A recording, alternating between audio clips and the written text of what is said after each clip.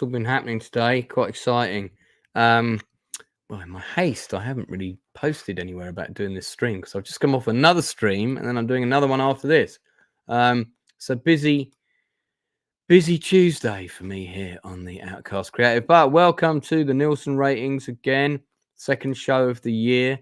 So we're on 2 of 46 potentially. Weekly show where we mostly talk about film and TV stuff that we've seen. Mostly focusing on the things that we like. I don't want to waste half an hour talking about a show we think is crap. Because, if it's no good, let's move on. So, a few different things we're going to talk about today. We will cover Bates versus Post Office again because some of my guests have seen all of it now. And then there's a load of other stuff. I particularly want to talk about Michelle Yeoh's new show, which debuted on Netflix a couple of days ago, Brother's Son. I've seen the first 2 episodes. I'm very impressed. So before we do that, without any further ado, I'm going to bring in the master of artistry, Stupenzo himself. Hello, sir. Hey, how's it going? How are you? How come your camera's how come you're always sitting over to the left? Why are you not facing forward? Good side. I don't know. I just think it's awkward when the camera's right here, and I'm just kind of you see my. I don't know. I like it better. Yeah, you're right. You're right. It's better than before. Don't listen to me. Good rule of thirds. Also, when I'm sharing screens, I like to share it on this side so I can point at things and be like, "This is happening." I don't know. It's stupid. Fantastic stuff. Do me a favor and can you pop on my channel and see if you can get the link for this stream so I don't have to close this window and mess about. Yeah, put it in the private chat for me. I see what you're saying. I'm so organized, or disorganized rather, this evening.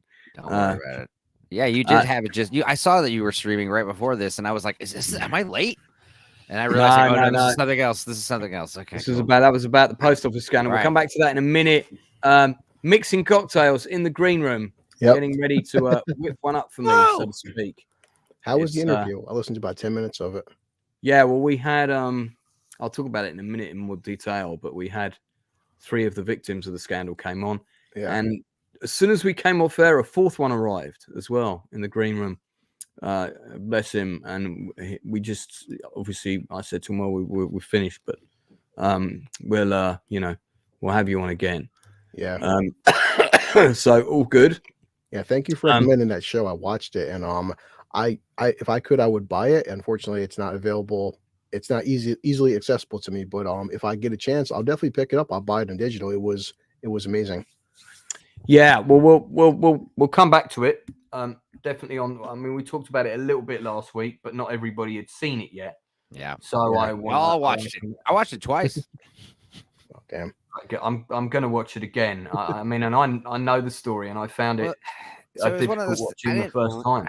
I didn't really love it so much. I had to watch it twice. What it was I watched it once by myself, and it was good. I thought Mother would like it, so I watched it again with her.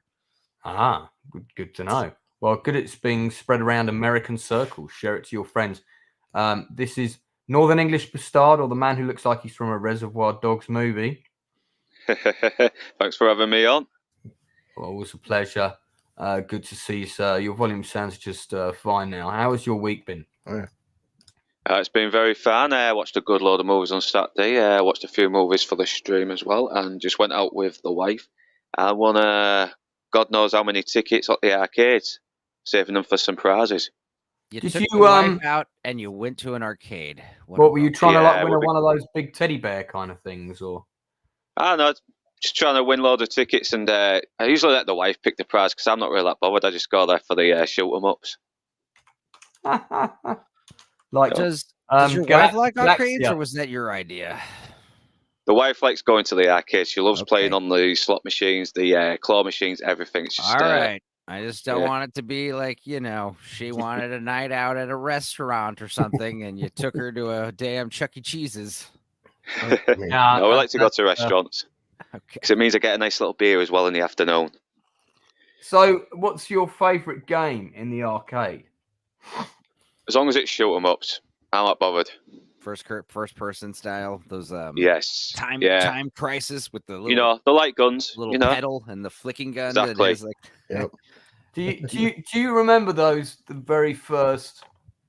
I think these came out in the late 80s. The very first arcade games they had, where you had a gun, and it was video footage, and there was one that was a cowboy one with actual actors playing cowboys. Oh, Yeah. And there was that's- one that's that was a before my space time for one with sure. like mutants and pirates, space pirates. And it's sort of, if you hit the guy, the video would cut from him firing back to you. It would sort of jump cut to a shot of him going, ah, and he'd Yeah. fall down. It was classic. I mean, God. there must be a link for that on YouTube somewhere. Yeah, I'm Um, sure. Oh God, you're bringing back some memories. You really are. God, I had some Bro. fun in them days. Growing up, this is what we rocked, baby. Oh God. Oh Duck- yeah. Yeah. I Remember the duck game? yeah, I Duck still Hunt. have this baby. It still works too. Hell yeah. Wow. Yeah. What's the name of that? What's the name of that gunslinging game? The Western one where you shot and you could shoot the guy's hats off everything. I forgot what it's called now. Wasn't that the one? That was that was a Western No, one. Nintendo. We had a Oh, game called okay. Shooting Yeah. Gallery called that was on Nintendo. It was like 4 mini games, and Yeah. that shit rocks. I loved it. I think I still have it. Man, I should I turn this seem to thing on. recall on the cowboy video one, you got 6 shots and then you had to put the gun down by your side to reload it Right. and bring it back up again. Dude, Time Crisis was the new one that's like, what's it like? There's like a foot pedal, and like you press the pedal, and like you go out and you Yep. take your foot off the pedal, you go undercover and you reload. Those Japanese shoot 'em up games are so funny because, like, you know, shoot 'em up games should be made by Americans, obviously, because we're gun crazy. When you have a society that doesn't really use guns a lot, make these video games, it's fun because they're so exaggerated. We used to. comic booky. Yeah, We used to still have do. a lenient gun. I used to know a guy who used to go hunting, and he would walk around the streets with a shotgun. Police officer would be like, "All right, you going out hunting today?" "Yeah, we are." Wouldn't question him about it. Was this before or after that Michael Ryan guy went crazy around that town and shot everyone? Jeez. Yeah, we Oh, had I one don't of know. those. Way to bum It us probably out, was. Lance. It probably was. The guy I knew was very old. He's probably in his 70s now. We're having Well, a perfectly the good funny- discussion about Duck Hunt. Well, yeah. Sorry, man. Let's I'm not kidding. get political. I'm kidding. I like making fun of shooting victims all the time. We'll rein that back in. Yeah. That was I forget the name of the town, but it kind of became forever Hungerford, associated. Melvin Hungerford. says. Damn, you remembered it. It's That like he is- lives there. It's like a tragedy. He's like personally connected to it. Oh my god, Melvin, I'm sorry.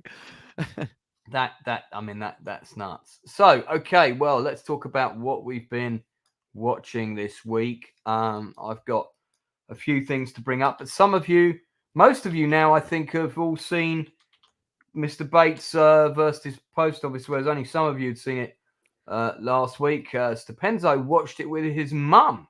She loved it. Well, we both hated it, because it pissed us off. It's one of these shows that it's like, what yeah. Yeah. Whoa!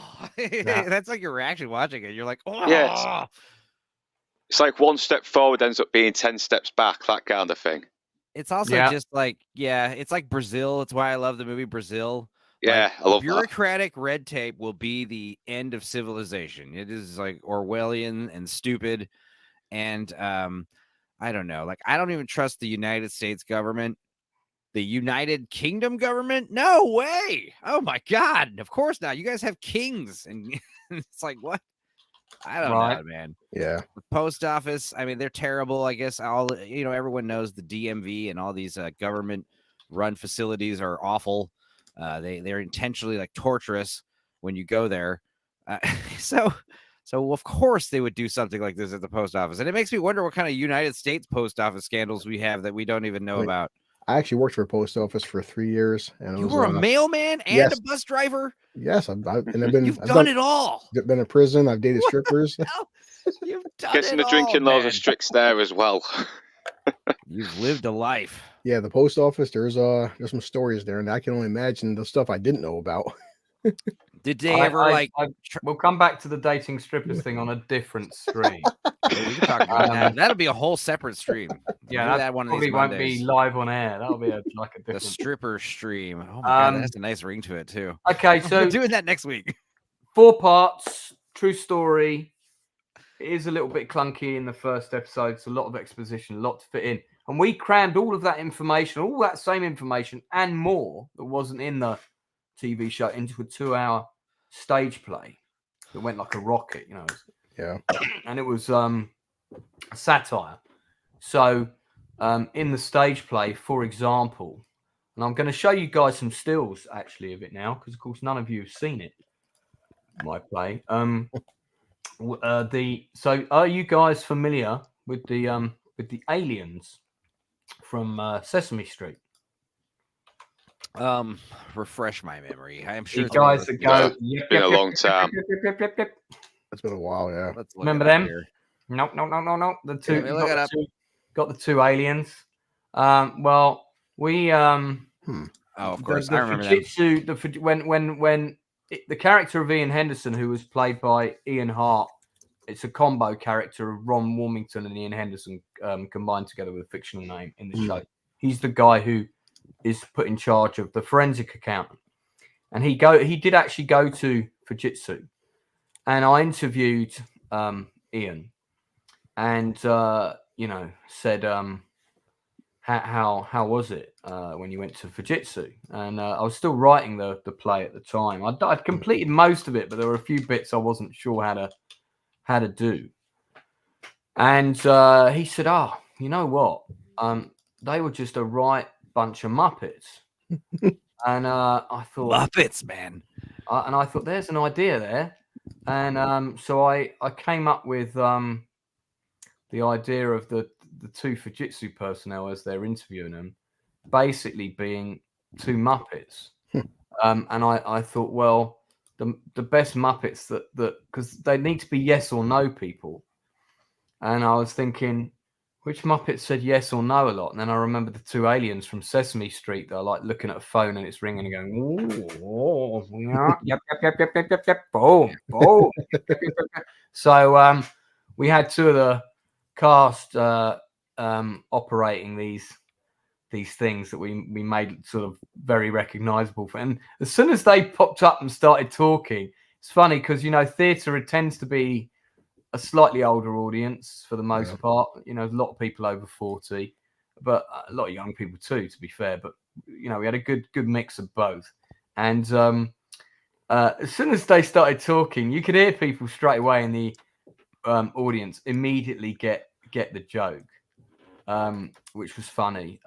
We also had a Horizon training scene where someone was getting trained on Horizon, and this really happened when the person came to install Horizon in their branch. They actually, during the training session, they caused a shortfall of £2,000.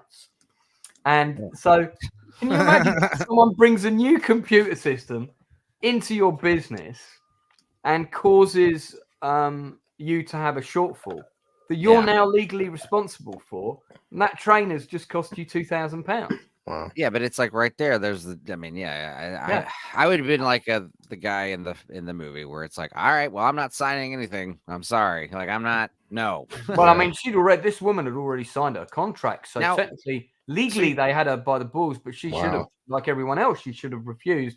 But your play was leaning heavier on the comedy side, I'm guessing, right? Well, it's a satire. So we had the National Federation of Sub Postmasters, which again are mentioned in the 4-part drama, but you don't really see them. And somebody said to me, we interviewed someone who had worked with them, and I said, well, what were they like? And he said, well, they were like pigs. They'd had their noses in the trough for so long. They were only interested in the extras that they could get by being on the Federation committee. They weren't really interested in helping the members. So I thought, pigs, right, okay. So when we portrayed them in the play, they were all pigs with beards, eating and like burping and farting, and they were like art house comedy. The scene was like, right, well, we better check with the post office to make sure Horizon's working properly. Good idea. Hello, post office. Is Horizon working properly? Yes. Oh, good. Okay. That's awesome. Thank you. Yes, it's working properly. Right. What should we do now? I know. Let's have lunch. That is very my type of British humor. I like that weird. Yeah. Like I said, I love that movie Brazil so much. Man, and this is kind of that's what I'm talking about. Like Terry Gilliam lives just up the road from me. I like movies where like normal people are like, I don't find this funny at all. This is strange to me. And I'm like, I think this is hilarious and genius. This is amazing. This man is brilliant. Whoever made this. So Blue Collar, you didn't know anything about it before. What was your, having watched 4 episodes? Did you also want to, access your weapons drawer? And... it's like I had my phone, like, because I was like half computer, half my phone, and I was getting oil change. I'm just like, I almost broke my phone in half. I'm getting so pissed off, and like Enzo, I couldn't watch Yeah, the half computer and half phone.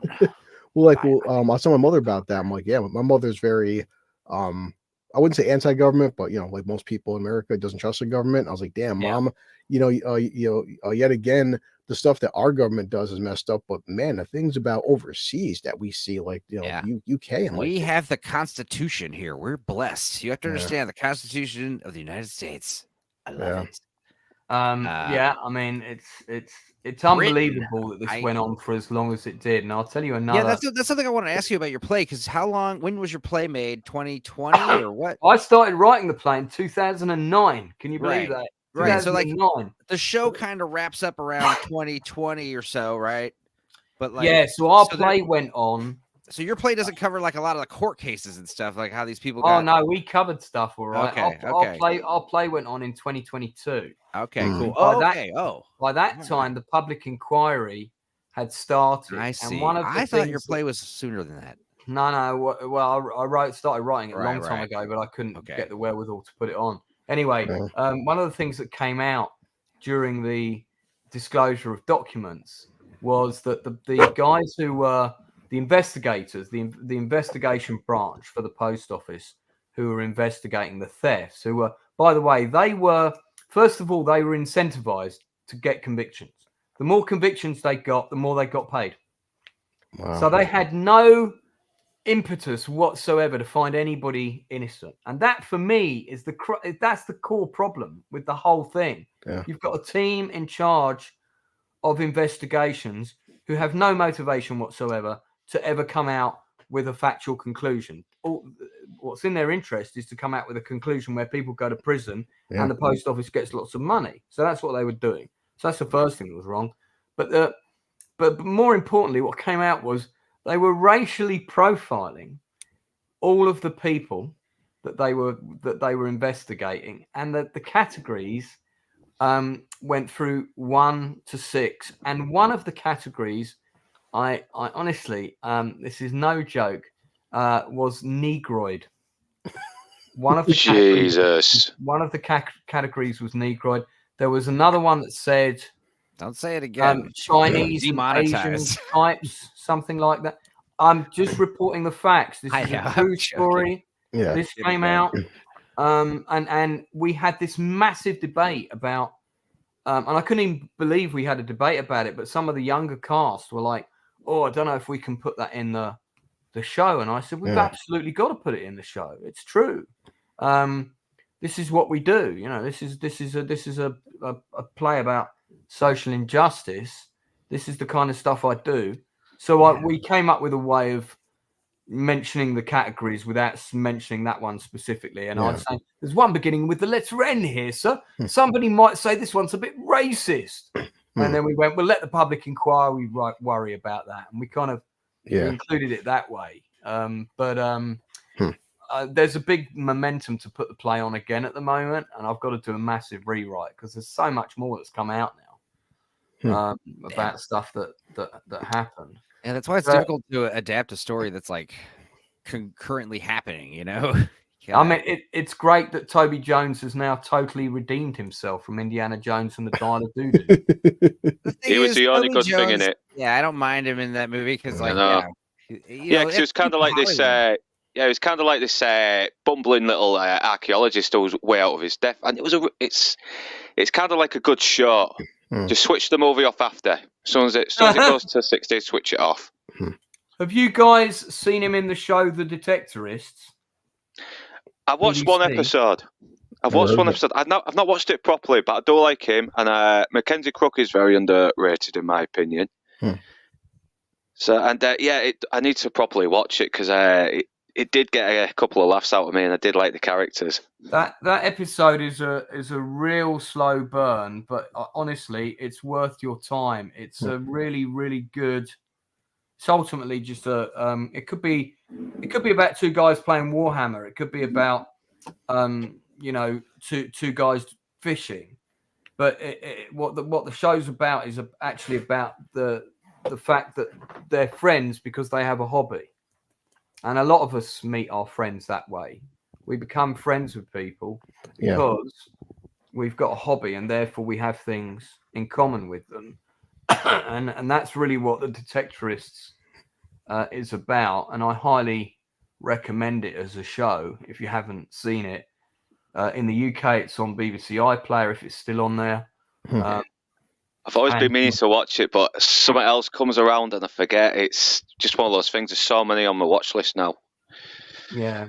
And it's only growing more and more. And I'm guessing the same is for you as well, Blue and Stupenzo. Yeah. Well, one of the best scenes in that show is that because they're always looking for the ultimate find, like something like a Viking amulet or something. Yeah. And they find something, I think, at the end of season 2, and it gets put in the English Museum. We've got loads of old stuff in there in glass cases and whatever. And he goes in there to see it, and it's displayed, and it's got little plaque, and underneath the plaque it says discovered by, and it's his character. And his best friend's called Lance, by the way, and everyone should have a best friend called Lance. I was going to say that. So, and of course he's looking at that, and he's really proud, and he's kind of like looking around and doing this thing where he's sort of going, trying to get sort of people's attention. And then finally he says to some passing guy, "Could you take this picture of me next to it?" And he's sort of doing that, and you can see he's just about to engage him in conversation and go, "I found this," and the guy just goes, "There you go," and he's off.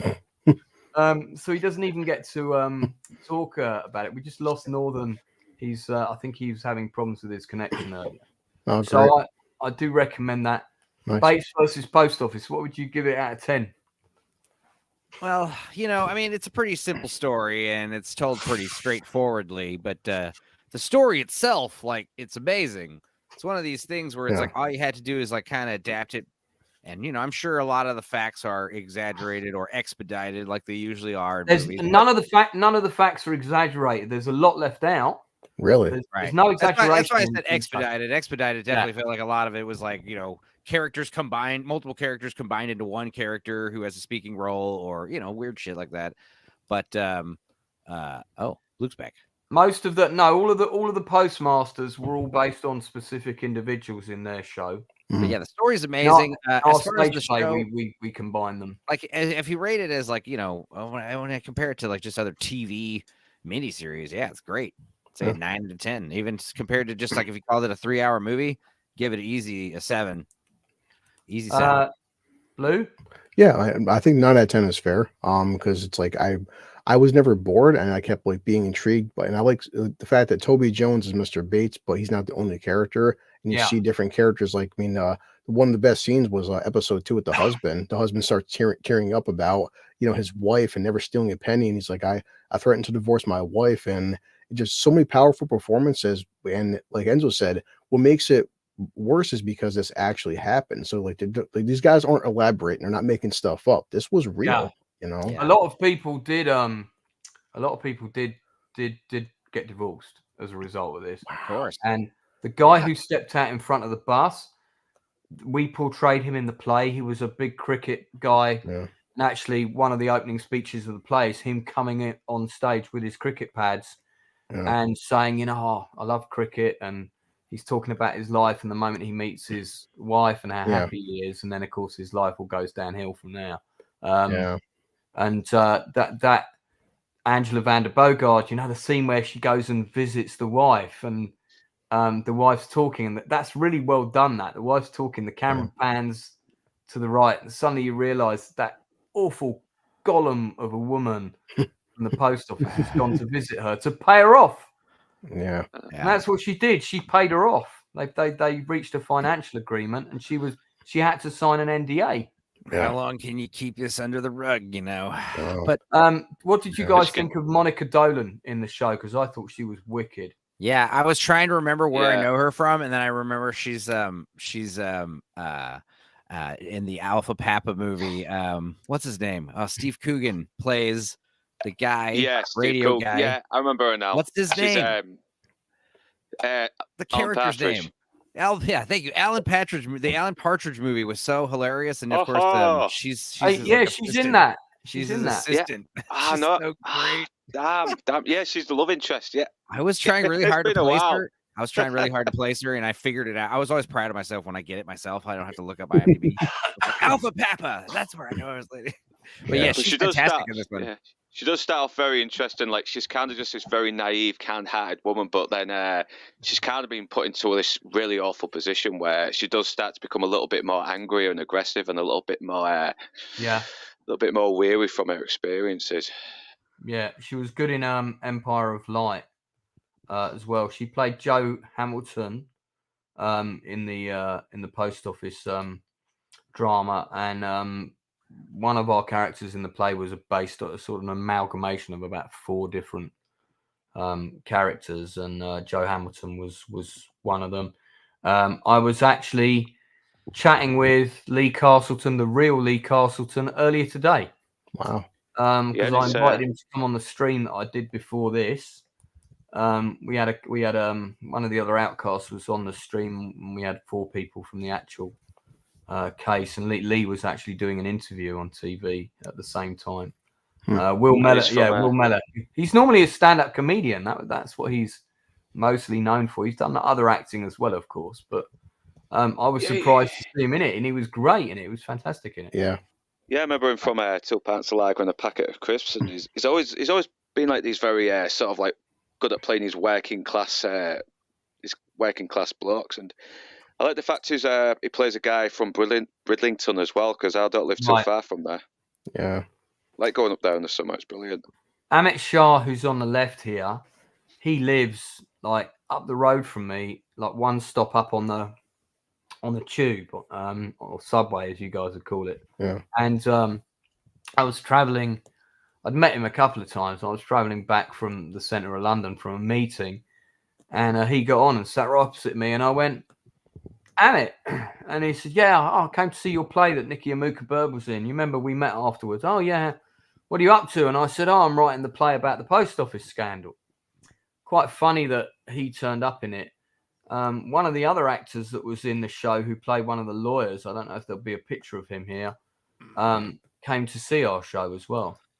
And he was the one that played the main lawyer that was looking out for them. So yeah, great ensemble cast. Sean Dooley at the end on the right here was very, very good as well. He's a great actor. So Norman Gustard, give us your rating out of 10. Give it a 9 out of 10, mate. Wow, there's still loads that could have been covered as well, but yeah, they had to fit in what they could, and who knows, they might do a second series which continues on from after. Yeah. One thing I really loved about the show that I didn't mention was the editing. There was a lot of parts where, like, for instance, someone's reading a letter and then it'll cut to someone else reading the letter, or like someone will be giving a conversation on the phone, like recounting a story, and then it'll cut to them like finishing their story months later somewhere else. You know, that kind of stuff, that kind of editing was really ace, especially when you have to tell this big sprawling, 20-year story in a couple hours, you know? Yeah. So I was really proud. I was really pleased with that stuff. Yeah. I've got a couple of people in the chat. Funnily enough, Teresa Cole is in the chat, and she is a member of the Outcast Creative and was in the first production of False Accounts that we did in 2022, playing Postmaster 2, who is partly based on Jo Hamilton. So I'm sure Teresa's been following the show avidly. Leroy is here watching Spartacus, Blood and Sand. I'm doing a show about that. I'm going to do a stream about that, Leroy, and you can definitely come on that stream. Wait, he's watching a show and the stream at the same time? That's pretty good. He's probably seen Spartacus about 5 times. He's probably seen Spartacus loads of times. Great show. You know, I'll tell you something, right, was when I watched it with my ex-partner, I think we watched it I think it was 2015 or 2016 thereabouts, when we started watching the show. And I wasn't Googling people or whatever. And we loved it. We absolutely loved it. Loved the way it was written, and I liked the way that they spoke and the way that they changed the language and all of that kind of stuff. Andy Whitfield was like fighting for the last week of his life. Yeah. And when we got to the end of it, I went to check to see like how he was doing, and he'd literally just passed away. And I was like, oh no. So we were proper crushed, because he was so good in it. I mean, talk about an actor that had an amazing career ahead of him. Yeah. That was a tough break, man. But hey, at least that show is there forever. So Yeah. what an indictment of his abilities. That's one of the very few times that you lose a main character, a main actor, and someone else took his place, and people weren't sure how to react. And what a great transition, because that could have went a different direction. It was Liam McIntyre that took over from him for seasons 2 and 3, and they did that very clever thing where they did a prequel series. Yep. With John Hannah and Lucy Lawless, and John Hannah, who I met, who I'm hoping to get on for my Spartacus stream, said that he had more fun doing that show and enjoyed that character, and you can see it in his performance, more than anything he'd ever watched or worked on. So I never saw the actual proper show, but I watched a couple, and it was kind of weird seeing him go from this comical sidekick from the Mummy to this downright despicable asshole. Oh yeah. By the way, just going to say that the number one review on IMDb for Bates versus Post Office there, 96 out of 99 people found that review useful. Definitely nothing to do with me. Okay, so let's move on to now. I've just started watching a fantastic show, which I'm going to recommend. I haven't obviously seen the whole thing yet. I've seen the first 2 episodes. It's called The Brother's Son with Michelle Yeoh. Now, am I the only one who's seen it, or has anybody else seen anything? I've seen its thumbnails everywhere, but I have not watched it. Don't know anything. Yes, that counts as I haven't seen it. Has anyone watched it apart from me, or am I the only one? I've watched the first 3 episodes for now. So what do you think? What are you thinking? It's okay, but I'm going to give it a chance. I think it could improve. I think it's warming up. We're getting to know the characters, and I'll give this credit. Michelle Yeoh is still looking fucking good for her age. She really is, and she does sell it as the mother. Yeah, and there is some very good dark humor which I do like. But the beginning, where it's a one-shot fight scene, right when he's trying to bake something, is actually pretty cool. The fights are really good. Yeah, I mean, the first thing I thought when I watched the first 10 minutes was, wow, this fight scene is so much better than that Daredevil leak footage that we... Oh, my God.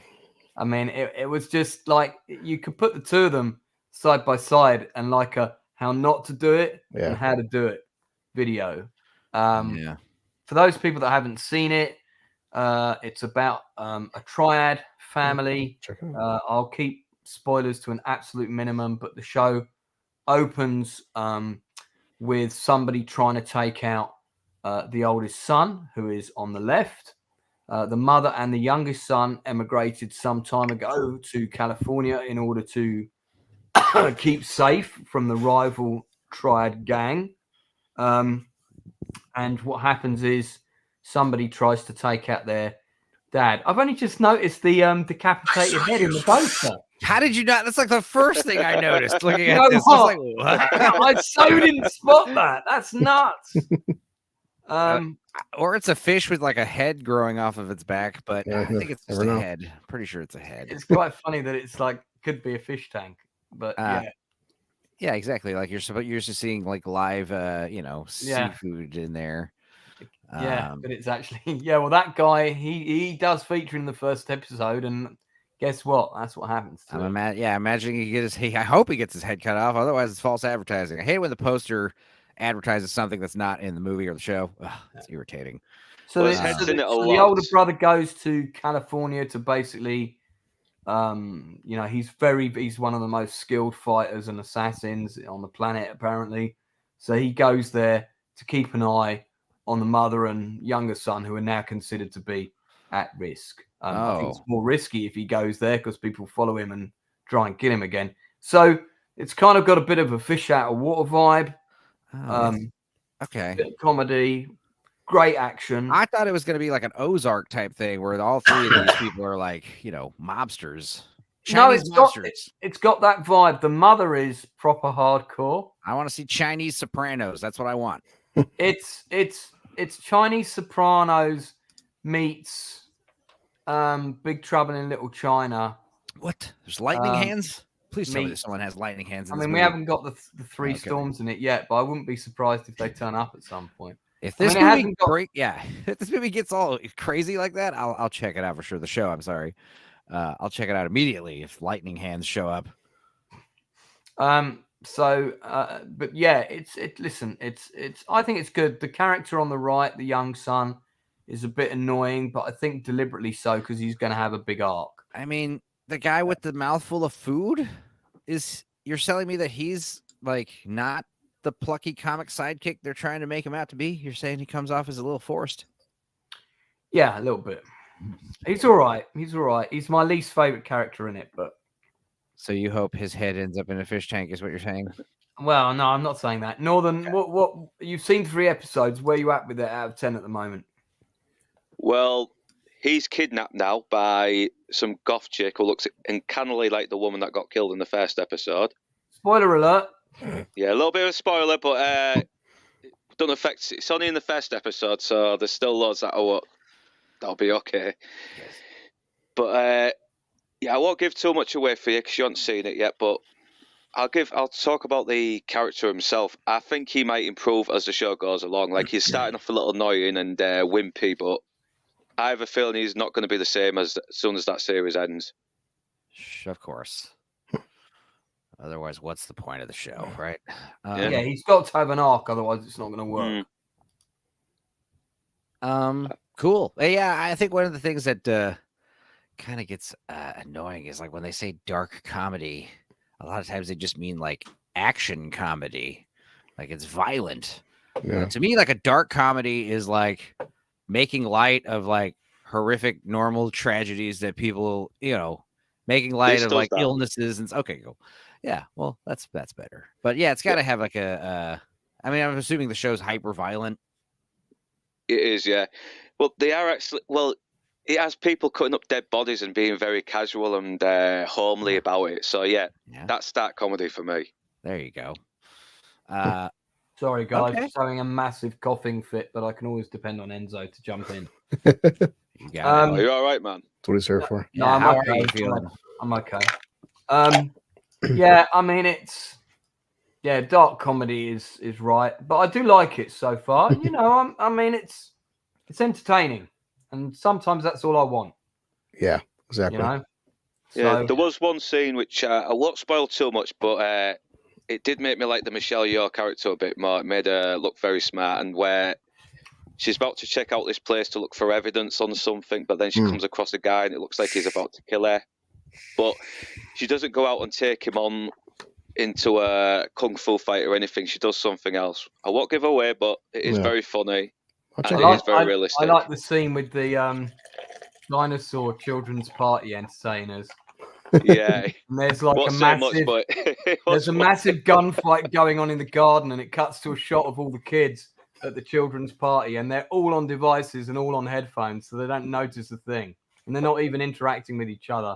And it's a children's birthday party. It happens a lot more than people think. Yeah.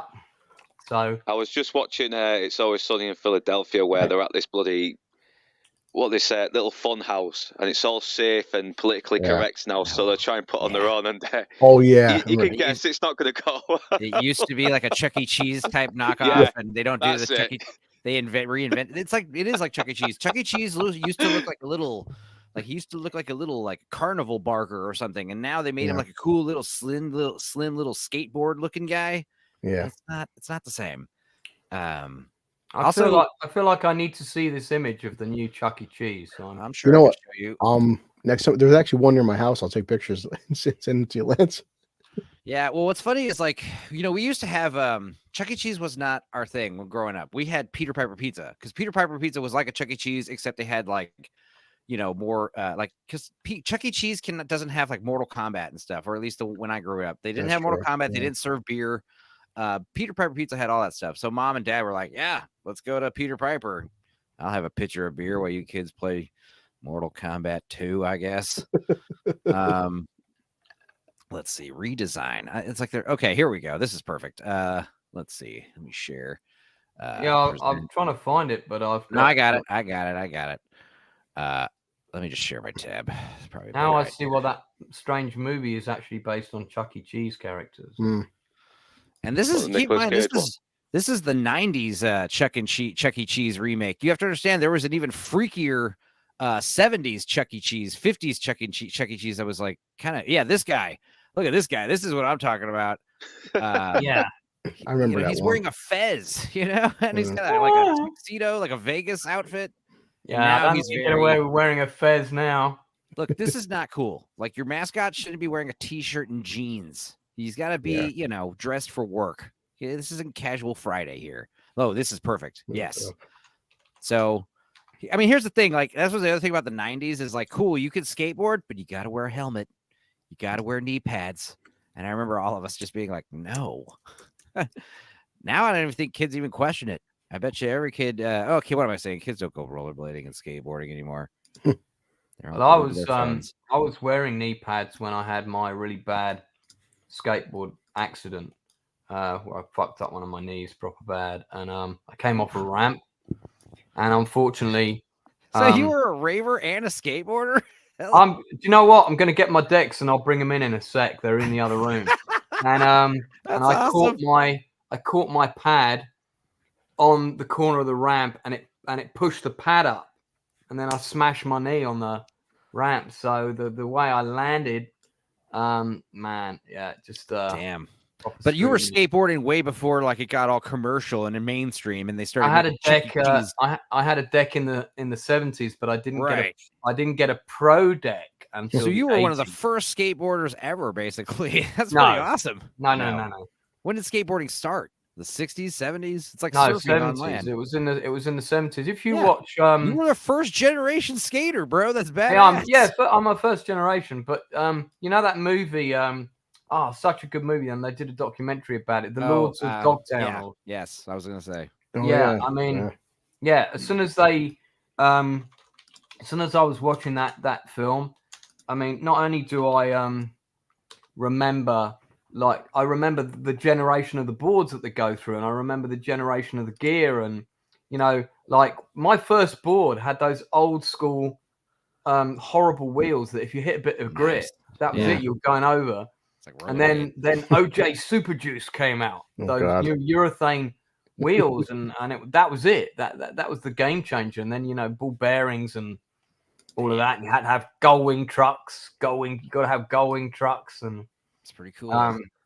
So while I go and get my boards, which I'll do, Blue Collar, tell us what you've been watching this week. I want to talk more about skateboards. We'll do that. We'll do the boards in a minute. Go on, Blue, jump in. Besides Mr. Bates, my review for Beekeeper, hey, check that got me so far like 50 more subs, so I'm happy. Like Jason Statham, the man that keeps on giving.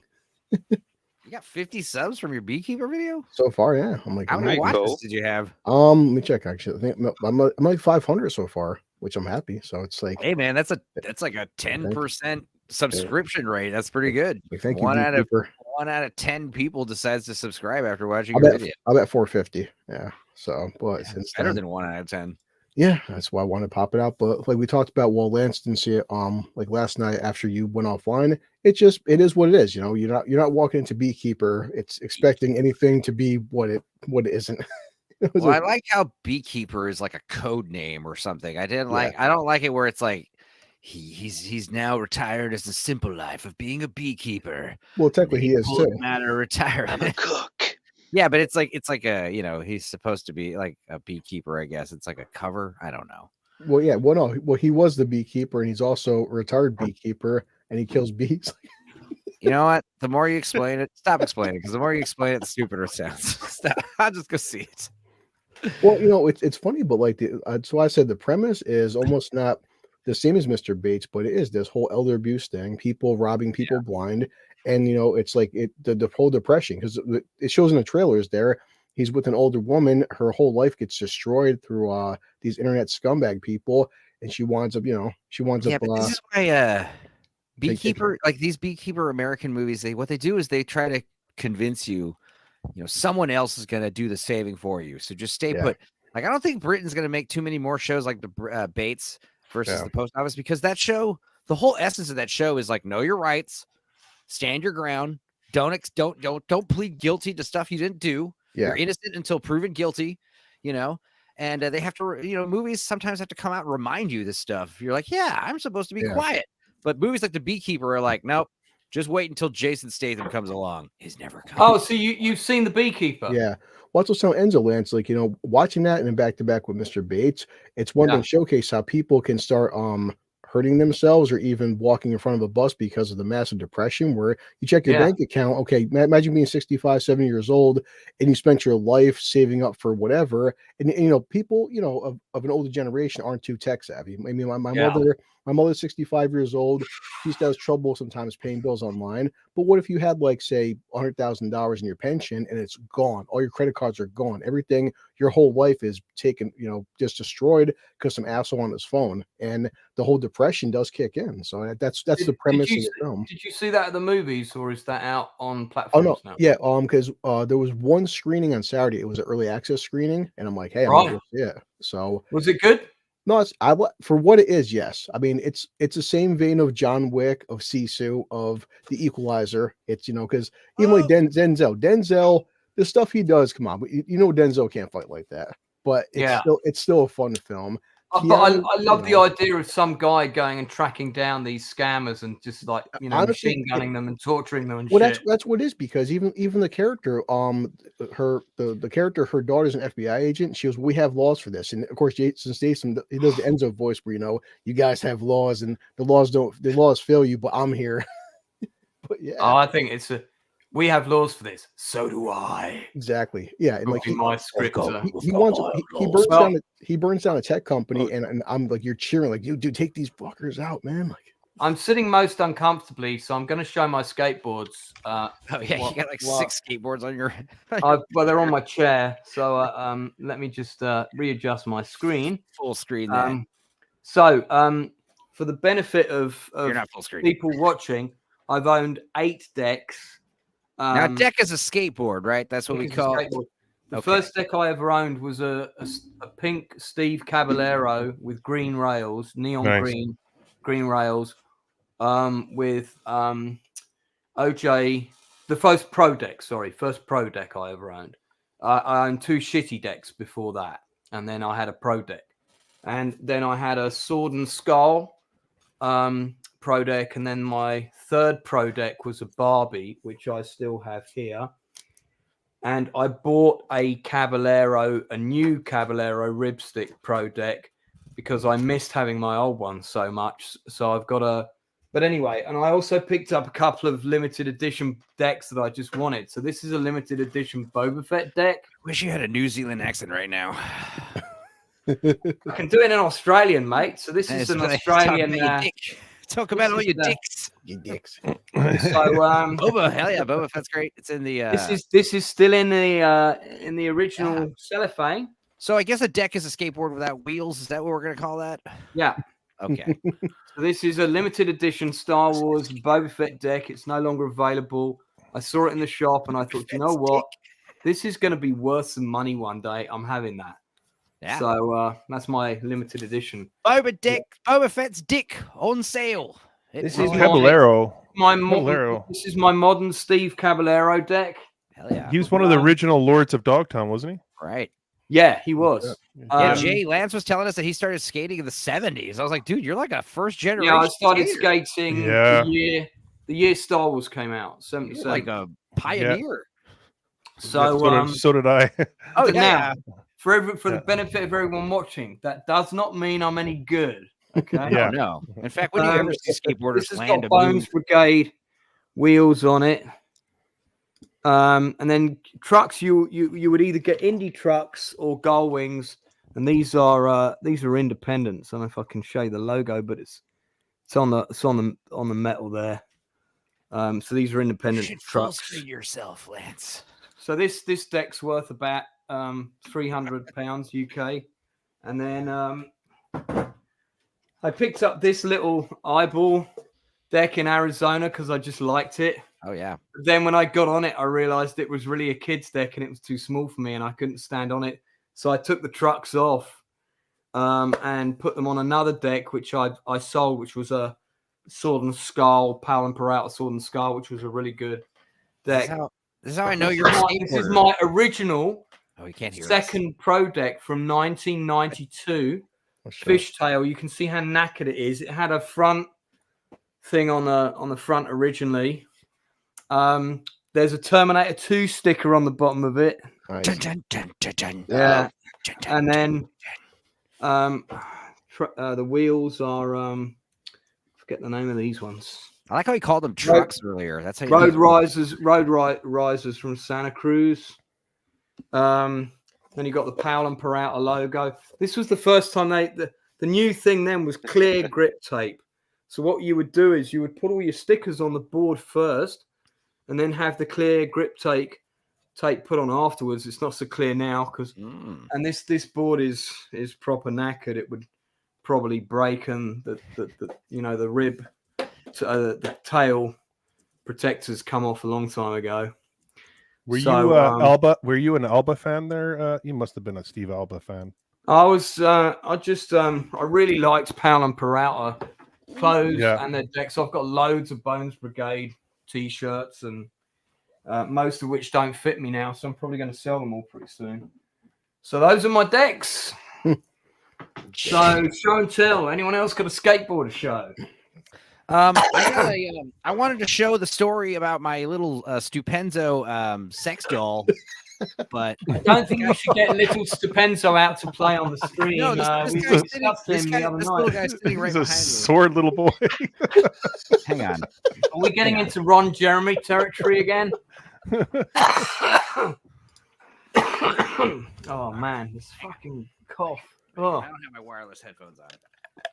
Okay. This thing will haunt your dreams tonight. So this thing is like, I found this guy at a rave. Sure you did. A burn. Yeah. And it was one of these things. He saved him. They were like, "Hey, check out this tiny little sex doll with this tiny little penis." Oh my god! Like, we were joking. But here's what's funny. Here's why it freaked me out. It looks just like me. Look at the face. Oh my god! I was like, what is this? Where did you get this thing? And they're like, the genitalia to scale. And they were like, When we're I gonna said throw go it in screw a yourself, fire and burn I it 'cause didn't we mean don't take like it literal. I was like, dude, do not do that. That is like some voodoo hex on me. This thing looks just like me. It's crazy. Mate, I mean, if I was you, I wouldn't even be keeping that in my house, man. My ex-girlfriend's going to grab it and start sticking pins in it. The little Stupenzo sits back there. And well, that's called yeah, Little Stupenzo. He's like Rick and Morty. He's got the Phoenix plan. If he dies, he transfers his consciousness into the doll. So it was one of those things. Yeah. Dude, that'd be so freaky if I died and now that little guy's like running around. Well, he deflates gradually. I have to like inflate him every once in a while if I want him to like. But the fact that I got him a little shirt, and all this stuff, he's been around for years. I've had him for like a decade. So, Gooch, just before you arrived, we were talking about Michelle Yeoh's new show, Brother's Son. Okay. Have you seen it? Not yet. I literally just came in the door and jumped on the stream, so I haven't seen this one. I've been looking at it. I'm curious about it. I'm not sure if it looks any good. Yeah, I'm curious. I'm always interested to see the sort of IMDb headlines. Seems to be quite a good response. There's got to be a 1 or a 2 somewhere. Oh, here's an in-depth one. Captivating crime drama. The Brother's Son strikes a perfect 9 out of 10. Hey. Balance with engaging characters and cultural depth. Okay. Then right underneath that, a disappointing series with a weak link. Bruce is the weak link. I will say that. I hope it gets better. I watch the whole thing. But this was good, but took a while to get going. Okay, but look, overall, so far, I like it. I'd recommend it. I haven't watched the whole thing, but I will check out the rest of it. I'm going to watch some more episodes tonight, depending on what time I get off the Gourd Kings 1970s stream. Looking forward to that. Oh, that'd be a good one. Yeah. And if you'd like to buy your own limited edition miniature Stupenzo doll, Yeah, you can get one. we have the link for you here. And Yeah. I don't know if they're still in availability, but yeah, they've been around. And at first, it's a little midget man travel size blow up doll. Each doll comes with a communication device to Stupenzo headquarters, so he can simulate noises for you and everything. So it's all good. Northern, what have you seen this week, mate? What else you watched? Well, apart from some old films like The Last Starfighter and Escape from good. New York. Oh, I love that movie. Oh man, I have really overlooked that movie. I've watched it before years ago. I'm doing a watch party of that pretty soon. Oh, of course. Really? Yeah. And you invited me, and I'll happily join. I'll be in once that starts. I don't know when. Funnily enough, Gooch, the reason I wanted to talk to you yesterday, was I'm doing now. My watch parties, just so you know, are not. We sit there and nod and go, "Oh yeah, this bit's interesting." What we do is we talk all the way through the film as things come up. So the idea is you have watched the film recently or within living memory, so that we don't need to sit there and go, "It's very good." Who wants to watch that? Like, I want to hear what you think about the scenes. If I'm watching a watch party with someone, I want to hear them talking about it. So we talk about it, and I'm going to do watch parties for the first part of this year on the following movies. So, The Last Starfighter, which we just mentioned, and in fact, somebody was very kind to already create me a poster for that with this handsome chap on the left. I don't know who he is, but he creeps in. Take a bow, blue collar. Yeah, that's true. So we're gonna do that. So we are gonna do The Last Starfighter, but not just that. I am also gonna do my friend Al Papoon's greatest film and his first film, The Sword and the Sorcerer.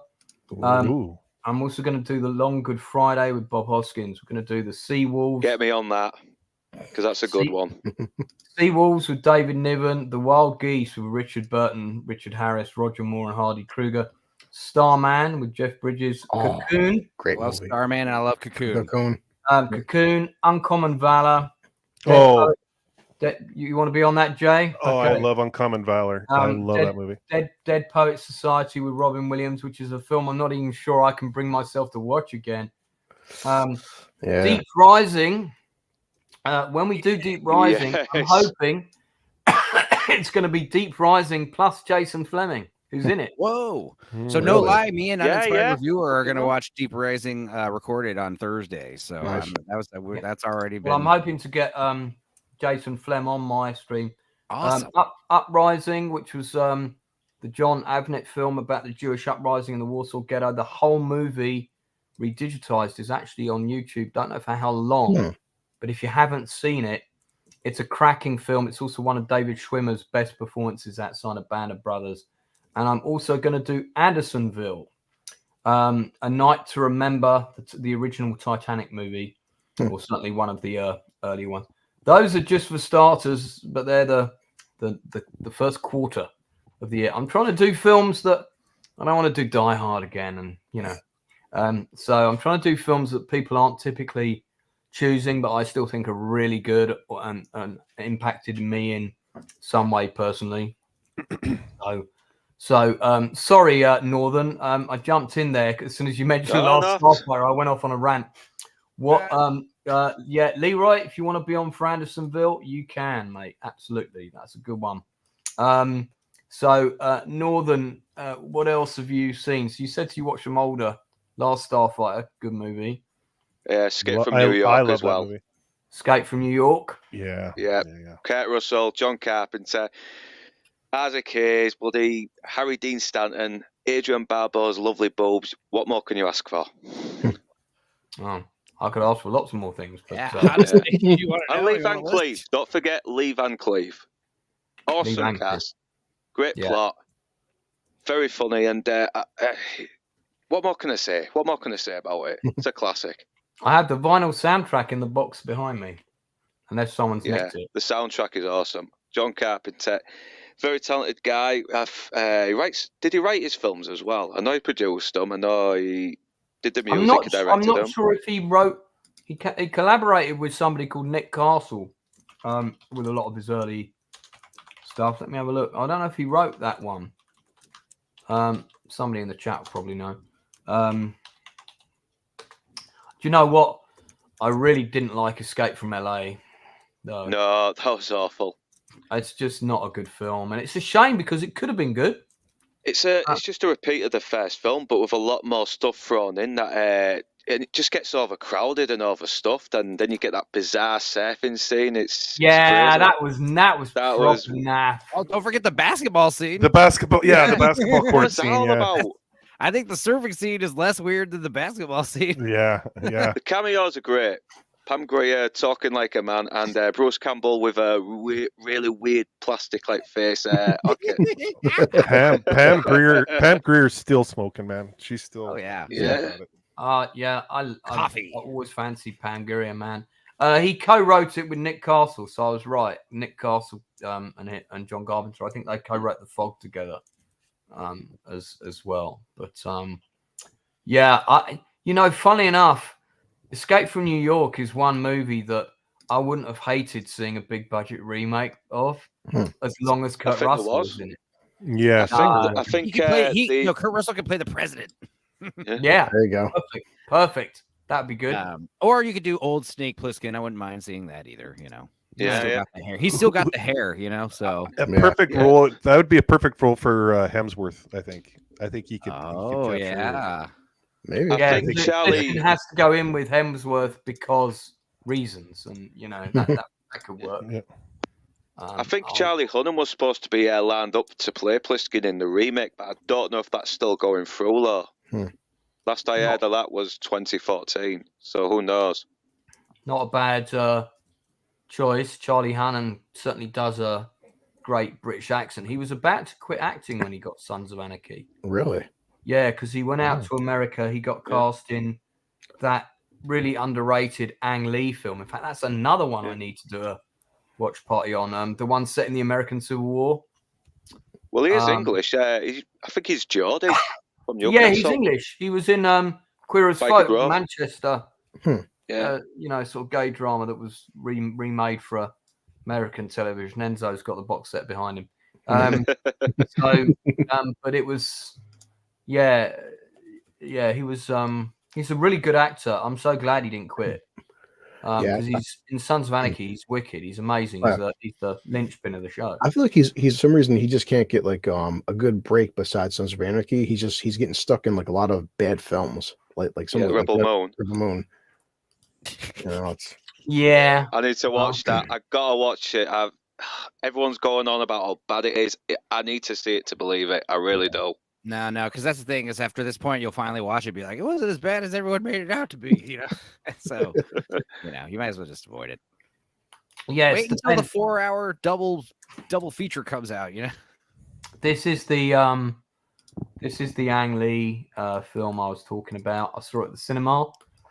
I did own it on VHS, but I don't think I've got it on DVD or Blu-ray.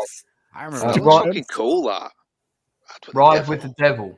Oh yeah, I remember that. Yeah, that was good. I didn't mind that. It is a good film. And it's basically it's set like in the American Civil War, but it's really on the fringes. It's about the people that kind of used it to get away with bad shit. And it's really well done. I really enjoyed it. Got an old school like cell phone guy. Yes, speaking of Civil War, I did watch Outlaw Josie Wales again. What is that That's noise? really good. Is Yeah, anybody what is hearing that? Someone's getting internet reaction. Whose cell phone's going off? I muted myself, but it was still there. So Wait, I mute check. myself. It's Lance. There's Luke. I'm sorry. It's Luke. Definitely Luke. Luke. Thank Figure it you. was Luke. Luke's cell phone alarm's going off. His Amber Alert. Yeah. His pacemaker. I don't know what's Yeah, going that's on. That's good for you, Luke. Yeah. No, I'm hearing that Leave. little bit You're not even hearing it. That's hilarious. Dude, mute yourself. You Yeah, gotta Luke. bail. Use yourself, man. There you go. Yeah. Oh, it's Yeah. fixed. Boy. Nope. Nope. It's back. Nope. Turn your phone off. Trying to communicate. my phone's not even going off. I'm getting no notifications, none Okay, whatsoever. wait, yeah, so it's not your phone, it's your microphone. Something's not plugged in correctly, or it's malfunctioning. It sounds like an SOS. Like You're getting interference from some electrical device I am nearby. buying Ace Depenzo sex doll. So move wherever you are, geographically, wherever you are. You're next to something. Oh, Keep It's done. It's done. Whatever it is stopped. So good. Might just been a little fault. You were But standing yeah, I too was, close to your internet modem or something. No, I'm in Jonathan another room. Rhys Myers plays a proper evil Oh shit. guy in Oh, this. he's real young there, though. Very Yeah. young. And Charlie Hunnam plays Hmm. like a sort of like an albino. I'm just looking to see if there's a picture of him. But it's a good film. It's not hasn't got massive rewatch value because it's a bit of a slow burn, but it's really well done. I think if I remember rightly, I'm pretty sure Ray Winston's in it as well. Yeah, it's funny 'cause I've seen this and I didn't realize Wow. Ang Lee made it. Yeah. Right. Yeah. It's not a typical Ang Lee film. No. Well, that's not true. Crouching Tiger and The Hulk were atypical Ang Lee films. All of his movies are kind of like Yeah. kind of Yeah, chill usually. I mean, he's got I just think he's a director of quality. He's definitely he's definitely versatile. I'll give you that much. He can do any kind of Yeah, any this kind of is style a good movie. film. There was Jim Caviezel in a cameo. Yeah, they did the amputation in this one, right? He got a leg amputation. Yeah. Was it this sounds- one? I think so. No, I'm thinking of something Maybe. else. There might be. I mean, there's one at the beginning of Glory, but it's been a long time since I watched this. But yeah, so it's Depenzo. This is another one we're going to do a watch party on.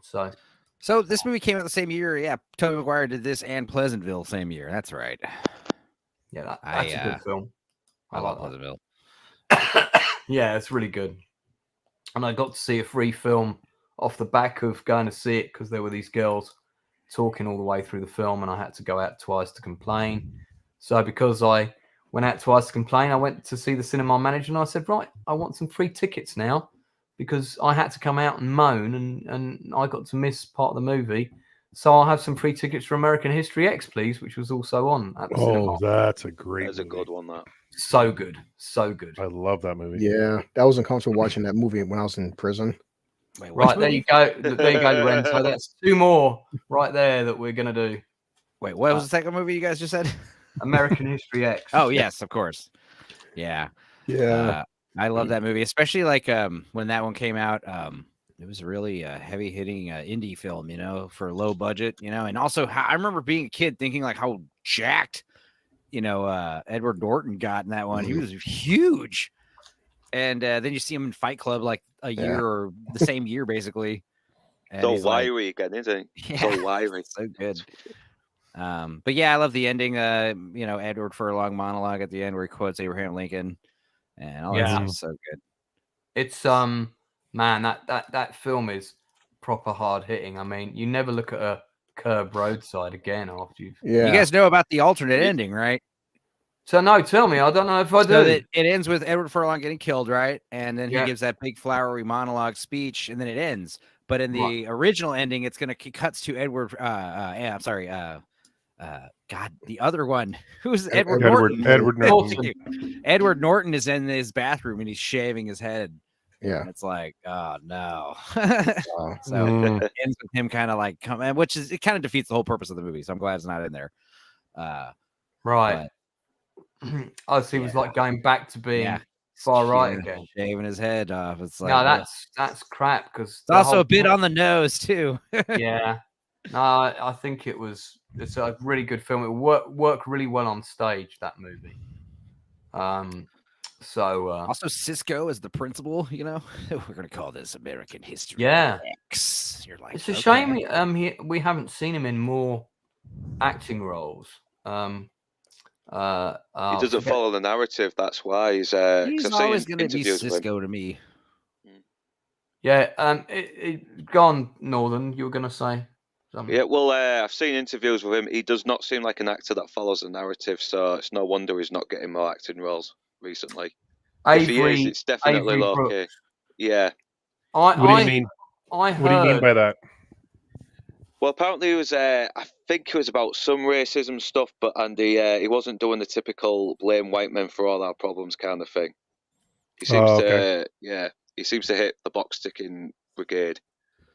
Right, yeah, I heard that there were a load of people that deliberately blacklisted him and went round saying he was difficult to work with, which is apparently is completely untrue. But Nice. if people start throwing shit like that around Hollywood, which is a very small town when you think about it in terms of work terms, Oh yeah. it's really, really difficult, and that's a shame because he's a tremendously talented guy. I mean, God, he spearheaded. Was it 7 seasons of Deep Space Nine? Yeah. And that's my favorite of the next gen shows. That's my Yeah. favorite of all of them. A lot of people like that show. It's everyone's, it's a lot of people's favorites. Yeah. So it's a shame. I'd love to see Avery Brooks on stage, or I think he does do quite a bit of theatre work, I think. But who knows? We shall see. Okay, what else, Northern? Anything else? Well, Society of the Snow. Oh yes, About let's us, talk about that. I just did a sort of compare and contrast episode of Chew the Fat where we talked about Society and Alive, the other film that covers the same topic. Has everyone seen Alive? Yeah, Of course. a I few haven't. times. Yeah. Sadly. You haven't? Great movie. Yeah, Northern hasn't seen it. So that's pretty cool because most of us are all watching Society of the Snow with Alive in our mind, but this will be the first time where we get someone in reverse. So you should watch Alive and let us know what you thought about Alive, because I thought Alive was better, but Society of the Snow is good because I don't know, it's longer, it's a little more in depth, but I think the biggest thing that it has going for it is the fact that it's in the traditional language, the original language. Yeah, native language. That's what I'm looking for. I'm going to disagree with you. I thought that Society of the Snow overall was the better film. I think Alive is more cinematic. It was made for the cinema. That's why I liked Alive War. It was more artistic. It kind of had more. It's trying to take a simple story about people eating each other and a plane crash and try to kind of get more metaphorical with it, I thought. Whereas I think the story was just kind of more just documenting what happened very accurately. I mean, it definitely. I think Alive glossed over a lot of the cannibalistic minutia. Yeah, focused a lot more on it.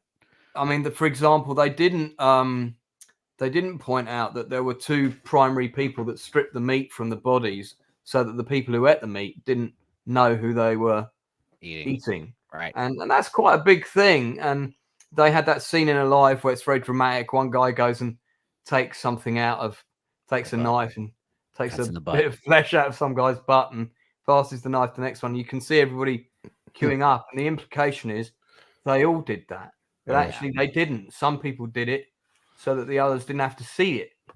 And you have to think of the effect on those 2 cousins. I think it was the Fito Storch and his cousin. That was their job. They became the meat strippers or whatever. I mean, God, the psychological impact of that. About the crash, I would volunteer to be the meat stripper if we all, I think, but that's just because your nickname is the meat stripper already. That is true. You naturally gravitate towards. But also, if I died, you guys could get a hearty meal and a half from my body. Don't worry. From what you said on the stream the other night, I feel like I could get a hot dog. You don't need to eat that part. He's getting a foot long. I was talking about my huge ass. Oh, foot long. Who's got the foot long?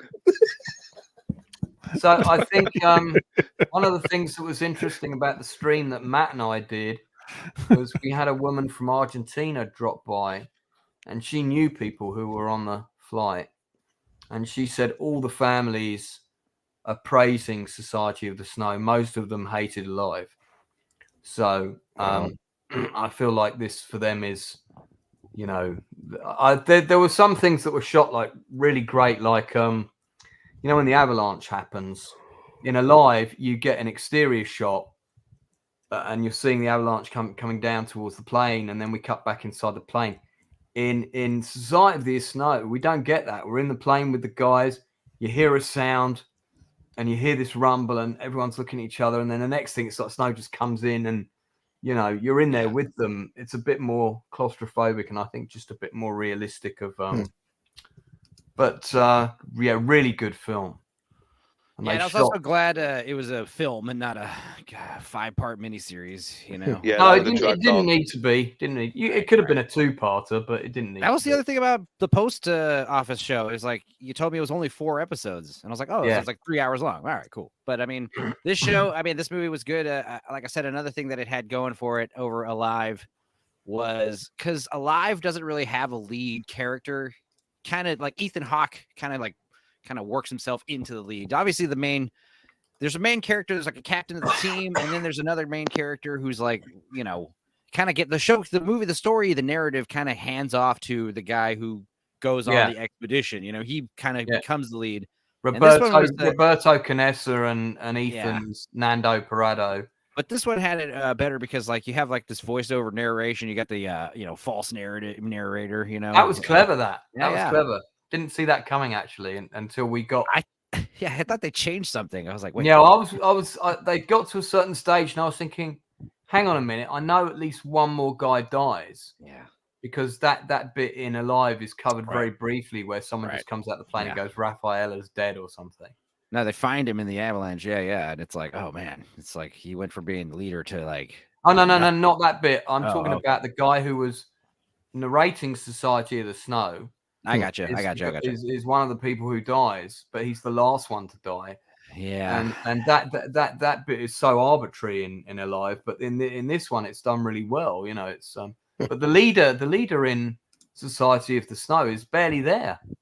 I think that's the other thing is like this show has it focuses a lot more on the cannibalism and the death, whereas I think Alive focused mostly like that's why I liked Alive because I'm a huge fan of violence and stuff in movies and horror films, but I liked how Alive glossed over that stuff because the focus is living in Alive. Yeah, no, I didn't mind that with Alive. Yeah, because that's something where it's like I always thought like, oh, you want to see more cannibalism in Alive, and you finally get it, and you're like, I guess we did need it. I mean, it is cool seeing them like hand out what looks like raw like little chicken tenders to everybody, and they just kind of eat it all unseasoned and raw without flavoring. God, you would think if I'm gonna finally eat someone, you would think that it would be like properly seasoned and cooked up and taste good.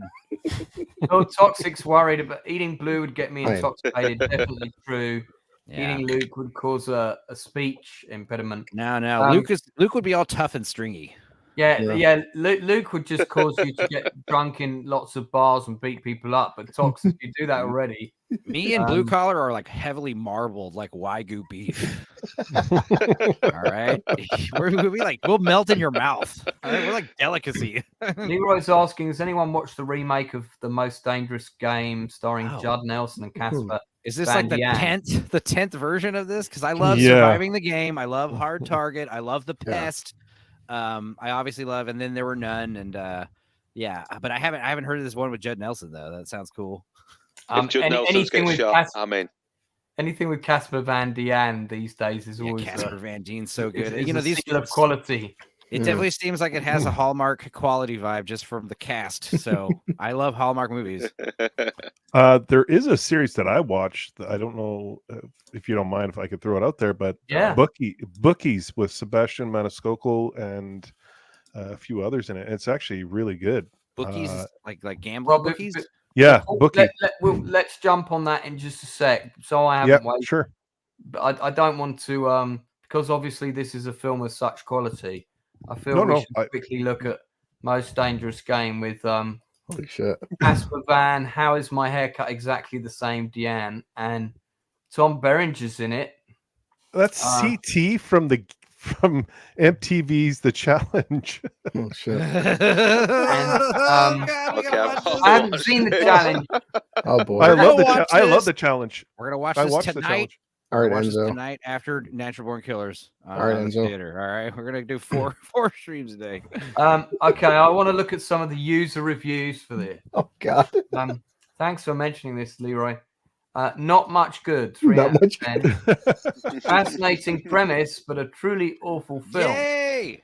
So I watched this film as I'd recently watched the 1932 original and found the story and premise to be a fascinating one. First thought when I watched it was it felt like a really cheap made-for-TV film. But on deeper reflection, that's giving it too much credit. The quality of this is more akin to the story in an adult film where it seems like they did one take to tick the box and said, yes, they've done it and moved on to the next scene. Jesus! This is a review written by someone called Matt Gism. I think, I it's mean, you know, Jesus! Jesus, that's actually his real name. That's the best part. He's like, Oh, Jesus. in some ways, the badness of this film is reminiscent of Tommy Wiseau's The Room, with the occasional unintentional laugh. So there you go. 1 out of 10, the worst acting I've ever seen anywhere. 2 out of 10, ultra low budget, as bad as you'd guess. OCT, no. I've seen high school plays with better acting. Uch de Liebe Gott. Does anyone speak German? Oh Jesus! Uch de I only Liebe know Gott. I only know the phrase "Scheißen in the Moon." Okay. Well, Shitting at the Moon is not the title of this I film. think "moon" means mouth, but Look at this. This is What are a you watching, Stu Penzo? this is a 10 out of 10 review. New and refreshing ideas. yay! With the most dangerous game, writer-director Justine Lee, who is definitely not a friend of mine, has proven that originality is not dead in modern filmmaking. Let's click on Raymond Marble's profile. He has actually reviewed a few films, most of which I've never heard of. But Someone's got to do it. look at that, bottom feeder. So there we go. Alone with Bigfoot. So he watches a lot of Bigfoot stuff on here. Maybe this is Cannoli Sasquatch's hidden well, good luck, guys. If you're going to watch that tonight, Boy, you can thank Leroy when he's on next time. gotta have alcohol. So going back to the Society of the Snow. That's the scene where the avalanche comes in. Sure. I tell you what's good about that is in Society, that's the first moment where they're all bonding and relaxing, and they're actually all joking together, and they've come together as a unit finally. And then, boom, avalanche comes in, kills another 8. Keep real tight shots as well to make you really get that claustrophobic feeling in. Yeah, it's very well done. What would you give it out of 10? Well, I'll probably give it 10 out of 10 then. Ooh. It's a 9. It's a 9 from me. Definitely a 9. I would have liked a little bit more of the dilemma that because they covered some stuff that Alive didn't. I would have liked a bit more about the dilemma of when they went public about the cannibalism thing, because at first they all lied and said they survived on eating berries. And doctors realized that was impossible. So eventually they agreed. They had a press conference and they agreed to tell people. And I would have liked to have seen that in this movie. Yeah, it's not like we're gonna get in trouble, you know. Like, Can you do it? Will it be on YouTube? Is that a possibility? It's on Netflix. It's on Netflix. Yeah. Oh, is it? Yeah. Or no, like the press conference. oh, No, because that took place in 72. So it No. wasn't. before we filmed anything. Yeah. Um, There's probably I think- archive footage of it somewhere. yeah, I mean that's the thing is like you'd show up. I mean, when you see the photos of the wreckage site and all the like barren like stripped rib cages sitting around, I don't think you need to be, you know, I think it's pretty obvious what happened, you know. Yeah. It's really the photos that they did that match up the shots that exist. They went to great detail to make sure everybody was wearing exactly the same clothes, the same length of hair. That's the Same kind of thing here. I respected the fact that they like recreated the photos so meticulously. Yeah. But at the same time, it's like, I don't know, just like I said, with this, it's very trying to just replicate what happened, whereas like Alive was trying to kind of extrapolate some kind of higher meaning out of this story of something that really happened. One is a Hollywood, very cinematic vision. There's nothing wrong with that. It's a good film. It's still good. And the other is a much more modern drama telling the story as accurately as possible in the native language. And I get why the native language thing is such a huge it kind of reminds me of like when what was it? You had around the same year 2 films, Memoirs of a Geisha and Passion of the Christ, both came out. And it was so funny because like Memoirs of a Geisha has like everyone speaking like broken English, and it's weird. And then Passion of the Christ is everything in the authentic language, and it's an American movie, you know, told in a totally different language. And I don't know, it just gives it this whole authenticity, you know, that's just like, I don't know, you can't beat it. Sometimes subtitles are necessary. So do you know that they did some shots actually at the original crash site? Yeah, we talked about that on one of these weeks. That was definitely believable. I think this here is one of them, and they said that the biggest problem that they had was because they were shooting at a different time of year. There wasn't enough snow, so that's hence you've got mountains very close by that have got no snow on, whereas the reality was at first they couldn't see anywhere with no snow. Also, a lot of great, drone shots. I was just about to say all these awesome drone shots in the movie. Of course, there's a picture of a drone right there. That's one thing that Alive didn't have was drones. Yeah. But extremely well made. I mean, that must have been, you know, the shoot for this must have been nuts. But what's funny is like I didn't hear anything about this movie until you started talking about it. And I saw it like it's up on, you know, some movie websites, but I mean, I'm not seeing any advertisements for it. I'm not seeing any kind of, that's what Netflix does. They just kind of release stuff and hope it catches on virally. And they really got to change that formula, dude. It's weak. Yeah. Well, they do post what's coming out for the month, like the movies, but like, they really heavily rely on word of mouth stuff. I had to look for this on the channel. If I didn't know it had been released, you're scrolling through the new releases. And, you know, you go past 30 things and it's not there. And I'm like, hang on, now I've got onto the next section of the older releases. Where is it? I know it's out. And I search for it. I find it. So I don't know. Why is it not in your top 30 new release section? You know, it came out today. What's up with that? Well, how many times have you heard Stupenzo, like when we're doing Blue Eye Samurai, how many people in the chat or, you know, have you heard that? Yeah. Oh, I never heard about this. This looks like all the time. I'm like, oh man, like. And we get the same people come up every week and say, "Oh, I haven't seen this yet. I'll tune in next week when I watch the show." 8 weeks later, it's like it's a good show. It really is. Yeah, it's definitely like an anime crossed with Game of Thrones because you got a lot of violence, but you got a shitload of sex and nudity as well, and some very good complex characters. I like the way you sounded very excited and bloodthirsty at the same time when you talked about the sex and violence. Well, I am Northern, so yeah. You are Northern. This is true.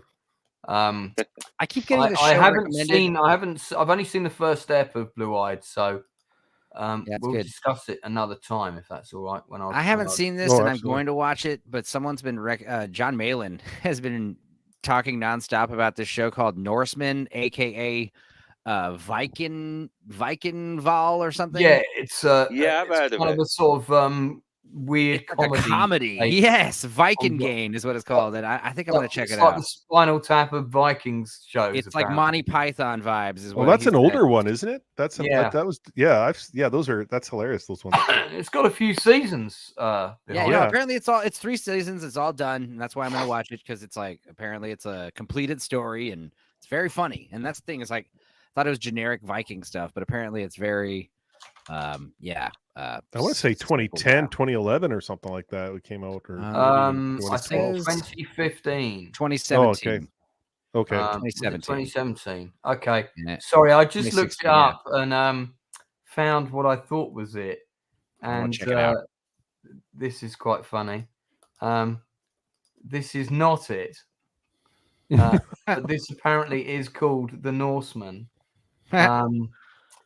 And if you read this is the synopsis. managing position at the Nakenda cleaning service, whose Nasinga. employees are migrant girls from Asia, come at the Muscovite Krylov out of the blue. The situation is complicated by the fact that Krylov is planning to leave for Norway and expecting his bride, a typical European with a rather rigid interpretation of freedom and tolerance, to come and visit. The idea that she will learn about the exploitation of the women of the East terrifies him and makes him prevaricate in order to hide his harem. I'm sold. I'm going to watch this movie for sure. Right. I mean, it's got 5.9 on IMDb. How bad can it be? Yeah. So clearly not. That's clearly not the Norseman I was looking for. Expecting. Yeah, like I said, it's called the real title. It's called is Viking Gain. Okay. Vikingane. So apparently, it's only known as Norseman on Netflix. Yeah, I've seen. Yeah. No, I've watched a couple of episodes of it. Viking gain sounds like protein supplements. Yeah. Yeah. Has anyone seen this? No. Fool Me Once, Harlan Corbin, very Or established crime Nah, fighter. No. Oh, is that I've seen absolute? Is someone, that AdFab? It is AdFab, Joanna Joanna Lumley. Lumley. Yeah, hell Yeah. yeah. And that's also King of the Dwarves on the right. Oh my God. AbFab, my partner, she loves that freaking show. It's funny. It's one of those shows I didn't get as a kid, and as a an older man, I the show's hilarious. It's like Golden Girls. Yeah, that and Kath and It Kim. was drunk. Yeah, yeah, Yeah. yeah. I mean, AdFab is a good show, about two posh women who just find every excuse not to do work and get pissed. And get drunk all the time. Yeah. Yeah. Yeah, and their daughter's like the only one who's like grown up and actually mature. It's been a while since I watched it, but it was a funny show. It really was. Joanna Lumley is one of the best things in this. It's based on a book by Harlan Coben, funnily enough.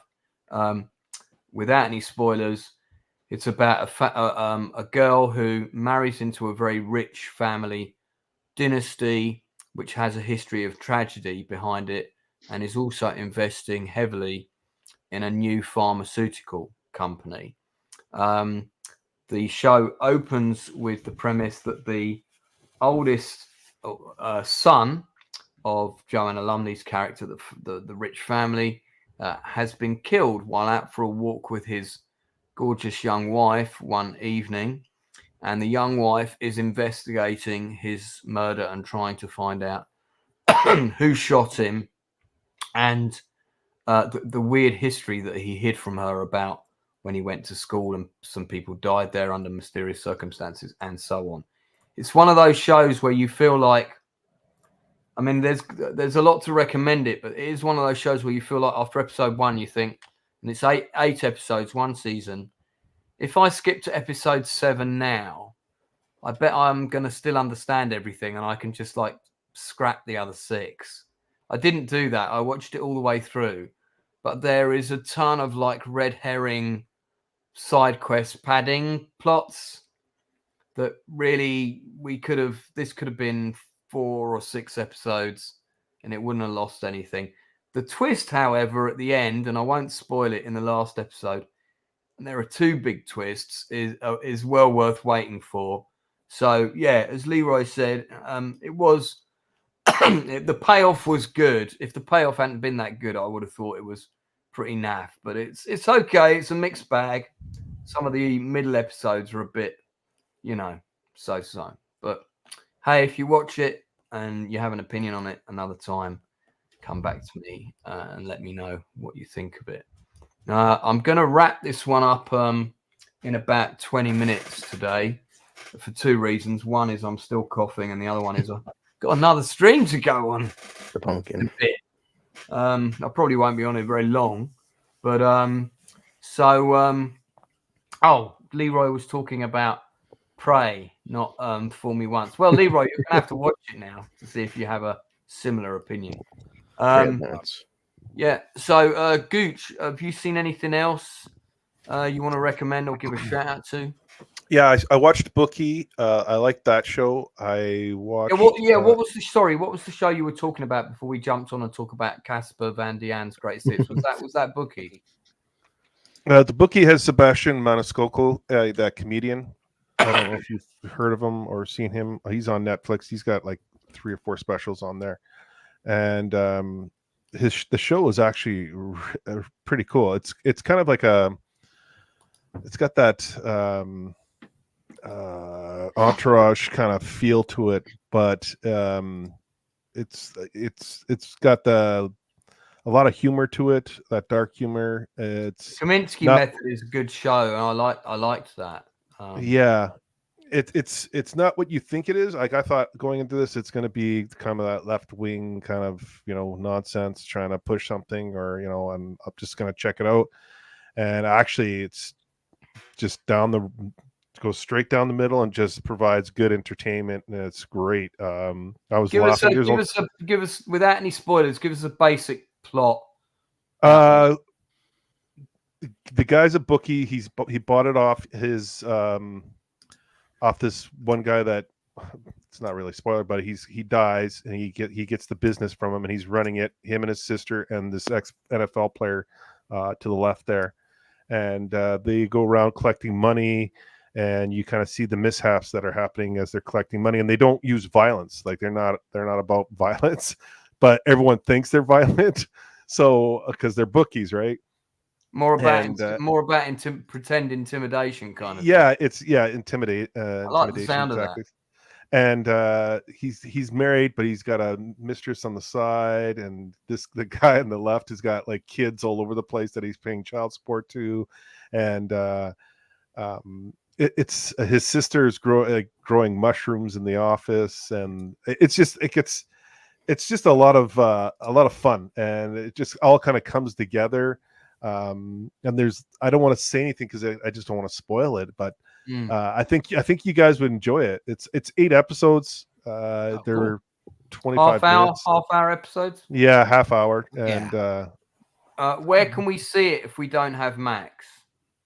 Well, I have my own little system here, so okay, I've got Netflix and Amazon and Disney. Is it on any of those 3? Because Max, sometimes their stuff goes to Disney sometimes.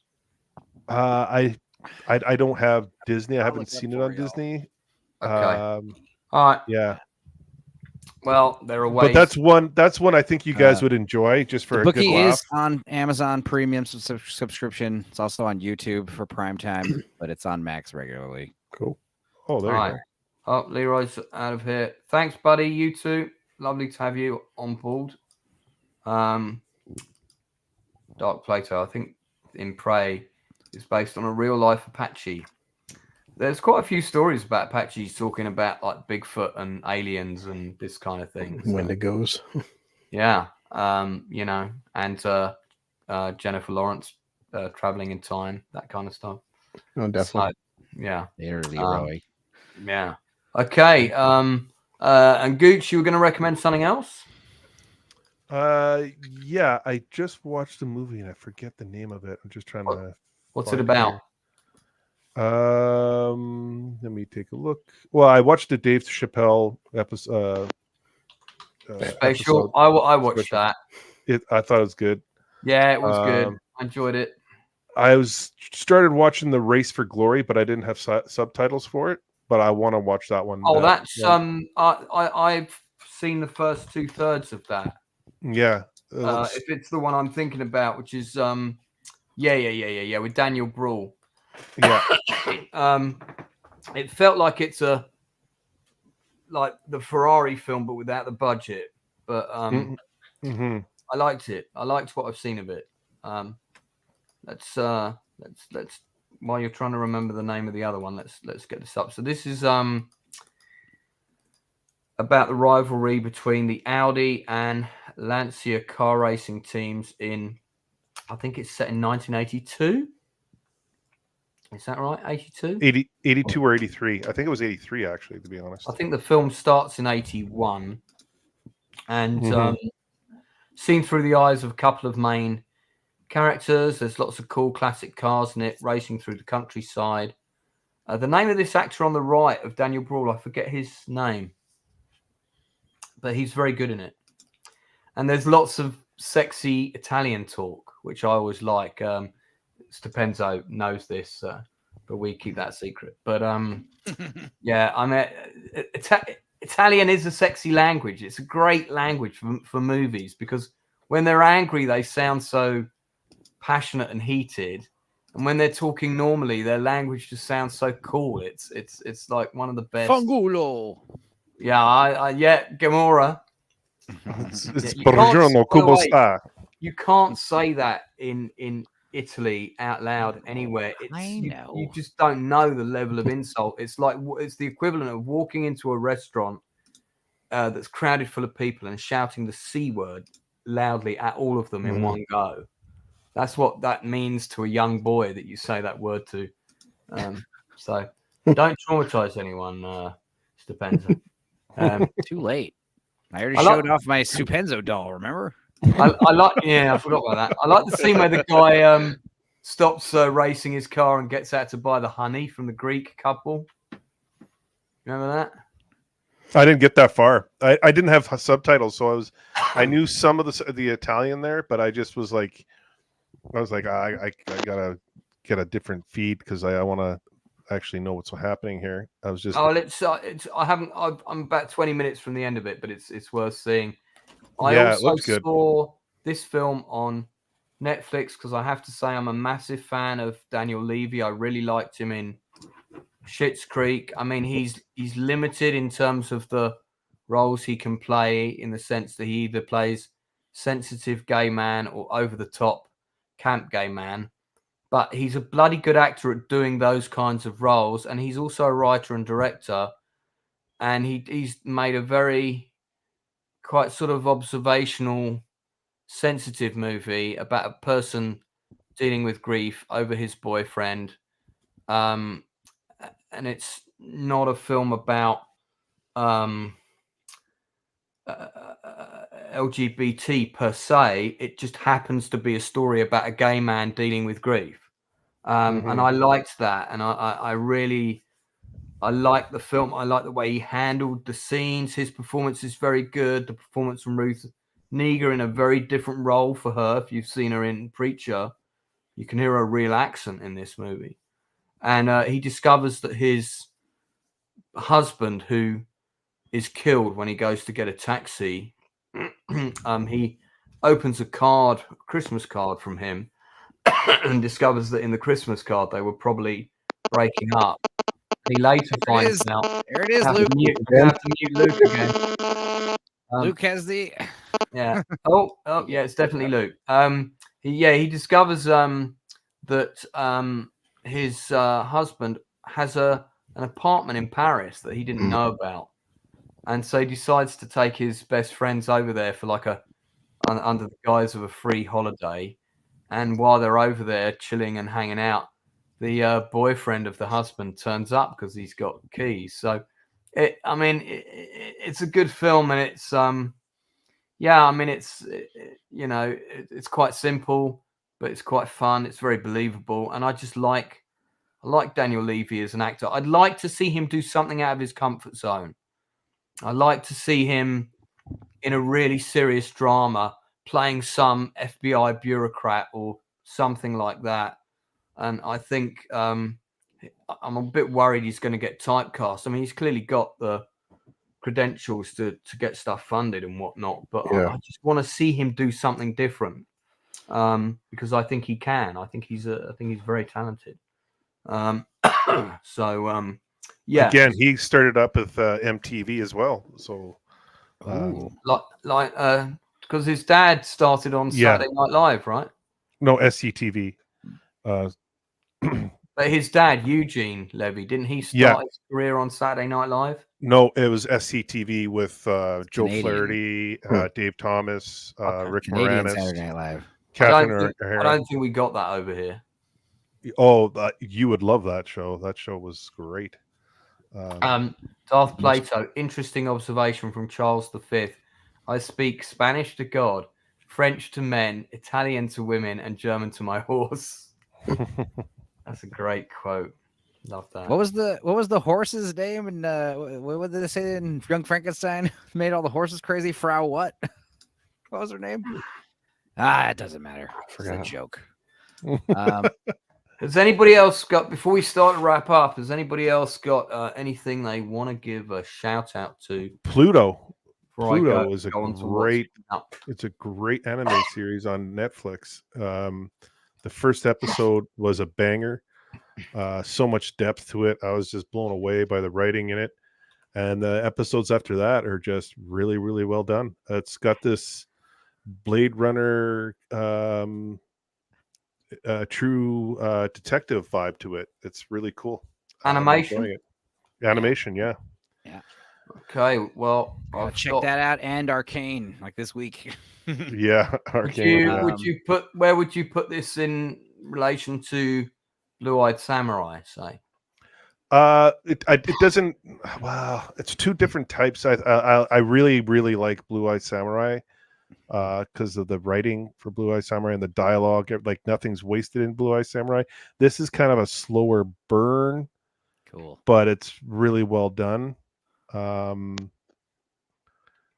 This is like if the Iron Giant became a scarecrow and hung out in a farm. Well, these characters, these robots are all AI generated, and they are used for the military purpose. And then they realize, like, what are we doing? Why are we fighting? Like, why are we killing each other and killing people for the humans' purpose here? Yeah, and so they become like, one becomes like an ultimate actually two of them become like the ultimate fighting championship kind of robot kind of thing. One becomes a detective. Actually, two of them become detectives. They all kind of take off and do their own things, but they're part of the community, and it's actually really well done. I'm sold. I like that. Where can we see this? On Netflix. Hey, where can we see this? Netflix series on the how dumb am I?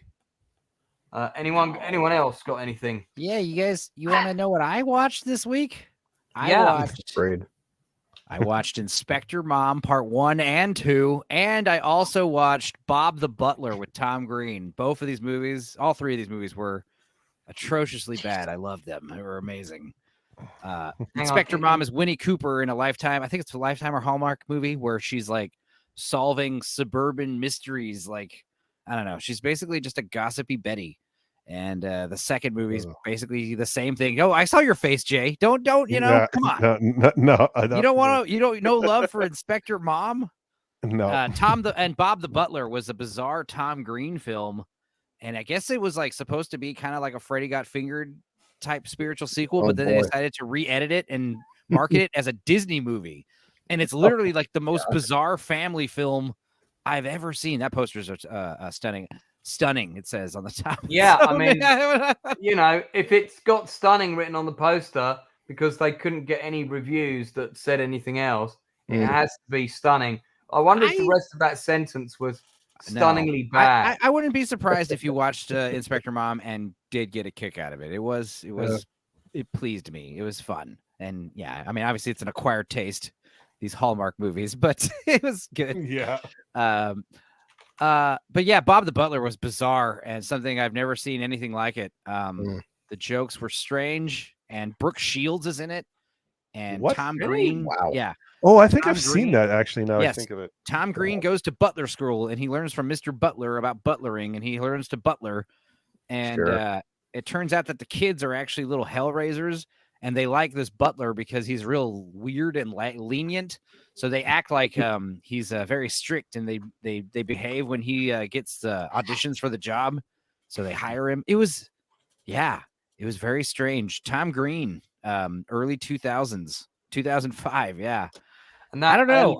Early 2000s is Tom Green peak of strangeness. Right. Something about in the middle of the night on random weekdays when I'm good and stoned, I just like to watch really stupid crap. I don't know. Shoot me. Sue me. There's nothing you can do. You can't stop me. But anyway, I just like to close this stream with like 3 Hallmark movies. That's fun. Mother of God. I should have saved my skateboards until the end. So this is why you should ask me my movies I watched this week first.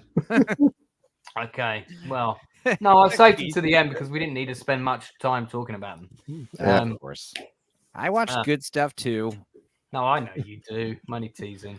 We watched Society of the Snow. We talked about it. Well, we'll I'll see if I can get hold of Bob the Butler, the extended cut. Honestly, give Inspector The Snyder Mom a cut. chance. The Snyder Oh my cut. god. Dude, Actually, I am curious Tom to Green in slow motion. give Inspector Mom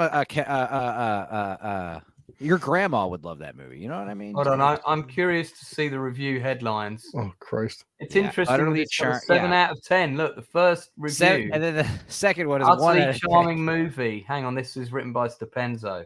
No. Tom Green at its best. I don't even have an IMDb username. You know. See, look, I have a feeling if I watch this film, my review would be similar to this one. I never laughed once. You might laugh like out of insanity, you know. You might laugh out of like, what the hell's going on? Like, laugh out of frustration. That's why I laugh when I watch these. It's like, what is this? Please make it You know? stop. Probably laugh Someone like here's Ash and giving Evil it Dead 10 out too. of 10. I saw Jesus this film Christ. at Cannes. A week Wow. of serious meetings and rubbish dinners, and I laughed at this light-hearted break from reality. Okay, you clearly were mentally deranged at the time. Probably done too much. Here's the thing: some people, I wouldn't be surprised if people did like it. Good reviews for it here. I was expecting it to be what the 1 and 2s across it's the not board. bad, guys. Let me just put it this way: they're bad movies, but they're good. Like, they're bad movies that are fun to watch. So I recommend those 3 movies: Oh, Inspector Mom 1 and Christ. 2, and Bob the Butler. And don't expect Society of the Snow. Don't expect something that's gonna move you emotionally, but just expect something that's gonna maybe make you laugh a little and just kind of forget about your real world problems for a second. Well, can always do with Damn. forgetting about those. Okay, so just talk about what I've got coming up next on the show tomorrow at 1 o'clock. I think we're still doing it, although I didn't get a reply to my email today, but I'm interviewing Emmanuel Anyime Isogwe, who is the former director and co-founder of the Buff Film Festival. That's the British Urban Film Festival. He ran it for 16 years. He's also just produced a documentary. Clearly a man that likes to work 9 to 5, because we're doing the interview at 1 o'clock UK time. So you'll just be getting up in the morning if you're on the East Coast. And if you're in LA, you'll still be hanging out at a naughty party and doing cocaine. So you probably won't be able to watch it at that time. Then on Saturday evening at 9 o'clock, I really want some people on for this, guys. So if any of you are free, it would be great to get you on. The bad news is you do have to watch a movie. The good news is the movie is awesome. I'm doing a discussion. I guess it's an episode of Chew the Fat, really, about the Korean film, The Northern Limit Line. Now, what's interesting about this movie is it is the most successfully crowdfunded film of cinema history. They raised $3 million on crowdfunding to complete it. Wow. And the biggest donations came from the Korean football team themselves. There are various places to watch it online. It's a true story about the last time the North tried to do an incursion into the waters owned by the South, and the borderline is known as the Northern Limit Line. In other words, this is the limit, and the North opened fire on a South Korean vessel, and it's about the crew of that vessel, and 4 of them were killed. It was made with the cooperation of the families. It was a film I discovered a few years ago. I have actually spoken to the director at length, and I'm trying to get him to come on at some point. But the last time I spoke to him was about a year ago, and I'm trying to find out which social media I spoke to him on, because I can't find the conversation. But I plugged the film when I saw it. Now I can plug it again. Great movie. So that is happening on Saturday. On Sunday, it's my 3,000 subs stream. So I'm going to be celebrating hitting 3,000 subs.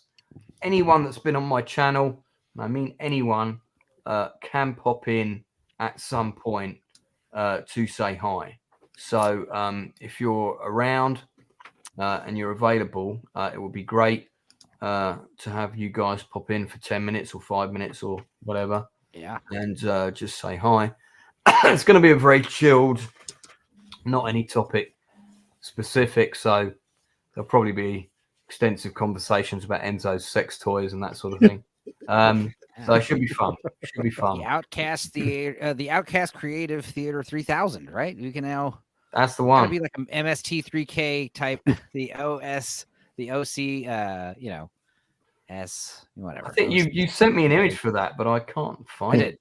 It's in Messenger on Facebook. Yeah, I don't. I think that's one of the ones maybe I did download it, but I deleted it already. So anyway, but it's on. The stream is already up. It's I'll there. be on a 3K stream. Yeah, so thank you. That'd be great.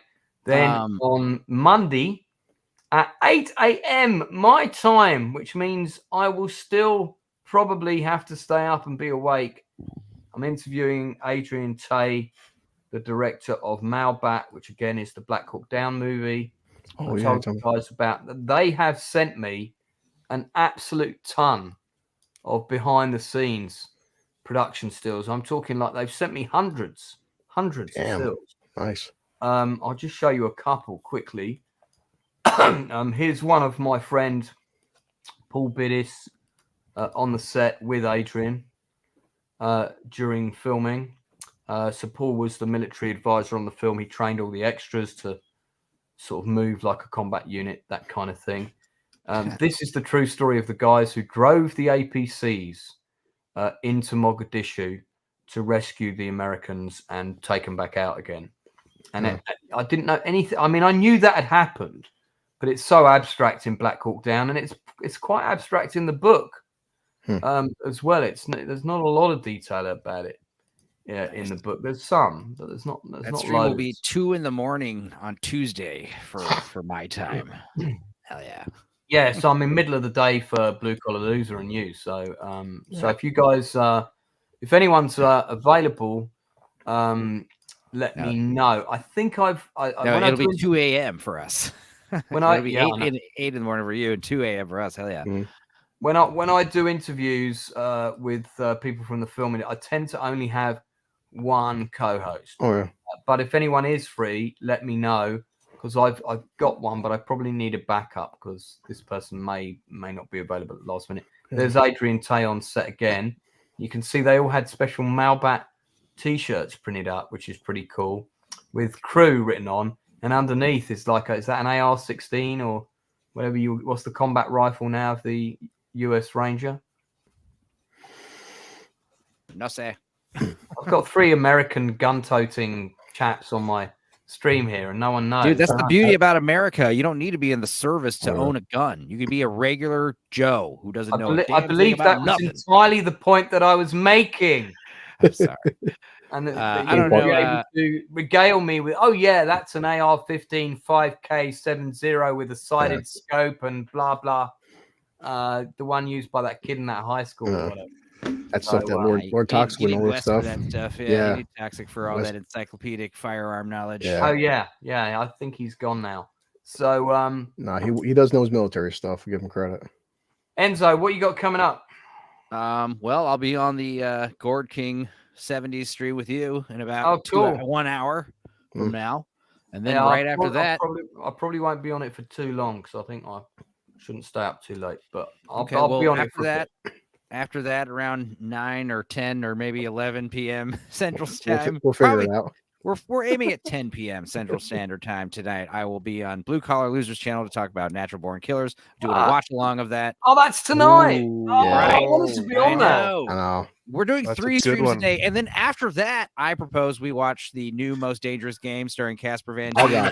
I got a bunch of whiskey and coffee for you. I think we should watch that tonight at like 1 or 2 in the morning. I think that'll be a good guys. closeout If for I the night. wasn't feeling poorly, I would definitely stay up. Don't worry, man. We'll get plenty. We'll get plenty check of other watch alongs. Check out my replay, Lance. Let me know if you like it, because there's a lot. The past week, there's like 50 things I didn't know about this film that I just found out. Like, and do you know what? That's also a film that I've watched it about 6 times probably, but I haven't watched it in a really long time. But I remember every time I watched it, I spotted new things. Yeah. every time, especially in the prison riot scene. Oh, that whole sequence is so good. Well, as people know, like I'm going to when we do watch alongs, I keep showing footage. I will show as much as I can, but you've been there, Lance. When I'm sure Jay, it's like I have to be careful how much I show. That's why I always set a time on my phone. I have a stopwatch on my phone. I keep just constantly checking my stuff. It's worked so far. The movie. Yeah, that's why like having Enzo there and West because they break stuff down while I'm sharing the screen. I fill in a lot of things well. Another thing, so you got 3 more streams today, basically. Yeah, and then tomorrow I'm releasing a We Watch for me and Uninspired watch Full Eclipse, starring Mario Van Peebles as a werewolf cop, and this will be the last We Watch that will have the tunnel audio.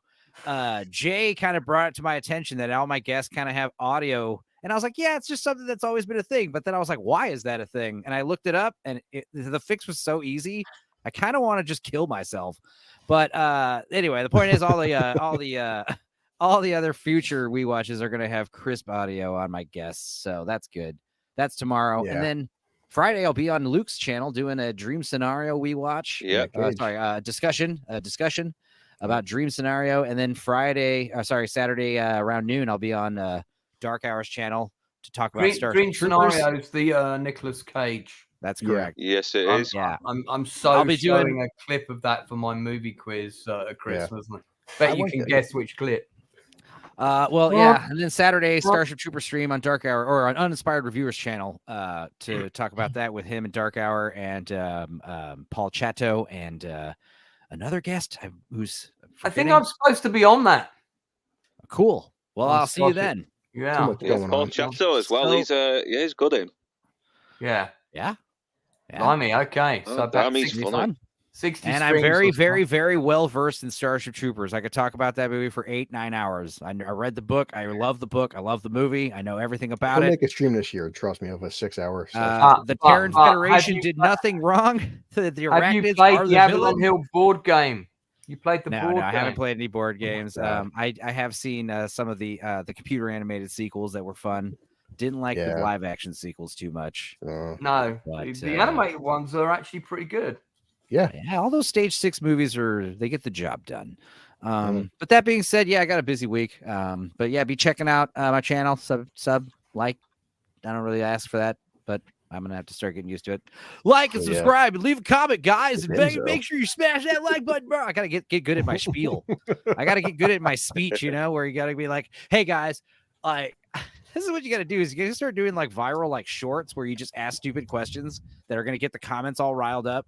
Like you just got to be like, hey guys, quick question, Israel or Palestine? Smash that like button to let you guys know, hit you guys up later. And just like let the comments tear it up. You'll get 7 million views, interactions on your short. This is a copy of the board game that I used to own. I don't have it anymore. Crap. This is from the 70s. It's one of Avalon Hills. Wow. Oh my god. Yeah, and it's Enzo's Christmas present. Shame there's no pictures of the inside, but if you go on Board Game Geek, you'll see a load of them. Wow. Yeah, that's pretty cool how they imagined what the battle mech armor would look like in the 70s, before all the anime inspirations. They just like a giant C3PO man, or The Day the Earth Stood Still kind of robot. That's what the vibes it gives me. Yeah, well, I mean, actually, those are the basic troopers, and they have a Gord King right there in the chat. Is he? We're gonna be on. Dude, we've just been plugging 45 minutes. We've just been plugging your stream, so we'll be coming on the Michael Cera channel in a little bit.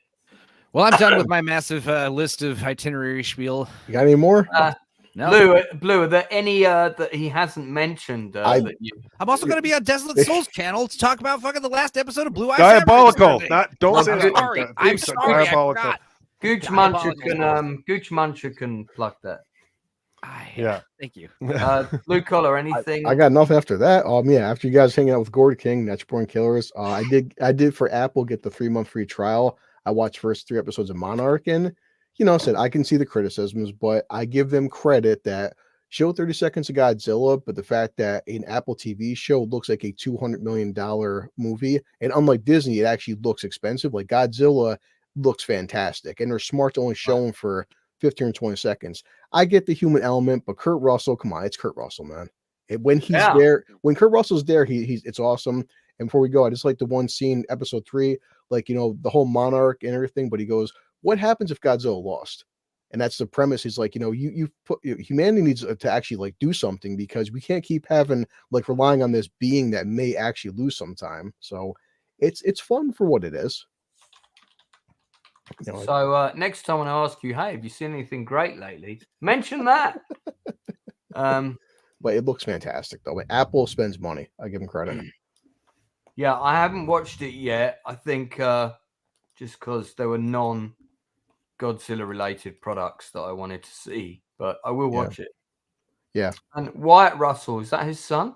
Yeah, and so he plays the younger version of Kurt Russell, and when they transition, it works. Maybe just because I could be biased, but when they play the same character but different time frames, and they don't get into it yet. That's a great idea. I love that. Because Godzilla obviously has been around for forever. So Wyatt Russell first runs into Godzilla, and Kurt Russell's the same character still running into Godzilla 5-6 decades later. And they open in 5 minutes. They show John Goodman from the Kong Skull Island movie. So he's got a quick 5-minute cameo. So it does tie into the whole MonsterVerse universe. But I just have to respect how freaking good, especially on a 4K television, the Godzilla CGI is fantastic. It's really well done. Okay, I'm sold. I want to see it now. And there's giant spiders in it. Yeah. Well, if there's giant spiders in it, I'm definitely going to watch it. Well, it happened Apple TV eventually. I want to watch Napoleon. I do want to see, you know, I watch the Killers of the Flower Moon again. So there's also giant crabs in it. There's a lot of stuff. Oh man, do you guys know the names of these creatures? Like, what's the name of the giant spider in giant spider, giant crab? It's called spider. They don't. Oh, you know what? It's probably different in Monarch. They probably don't call him Komonga because that's a licensed creature. Yeah, it's called Spider Legrande. God, are you being serious or joking? I can't even tell. Wow. Well, we'll answer that next Tuesday. Northern, anything that these other guys haven't mentioned? Apart from the stream with Stupenza, apart from Losers Lounge, I'm still wondering what to review next. I didn't know if it's still Society of the Snow, Blank, or The Last Starfighter, because I kind of want to do a classic film again. Well, you're talking about a video here. Well, yeah, for a review, yes.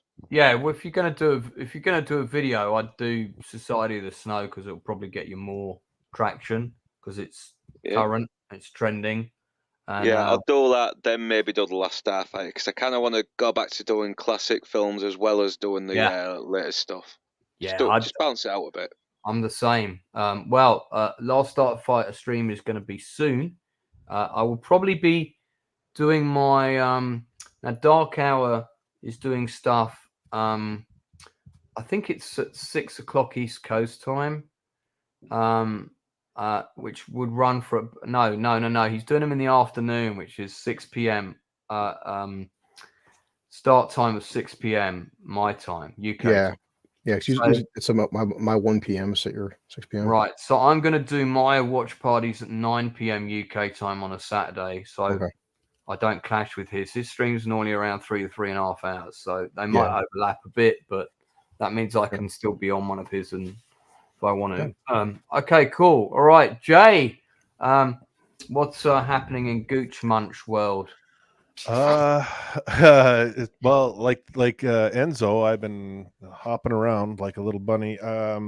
I did 4 streams yesterday. I'm doing I did this one today. I'm taking the night off, so I say. Tomorrow I have on my channel Diabolical Souls presents. I have the coach, the Oracle. He's coming on, the coach MC from Hypnotics channel, Saturday Night Hypnosis. He'll be on going through his career, and he's an acting coach. He's an actor.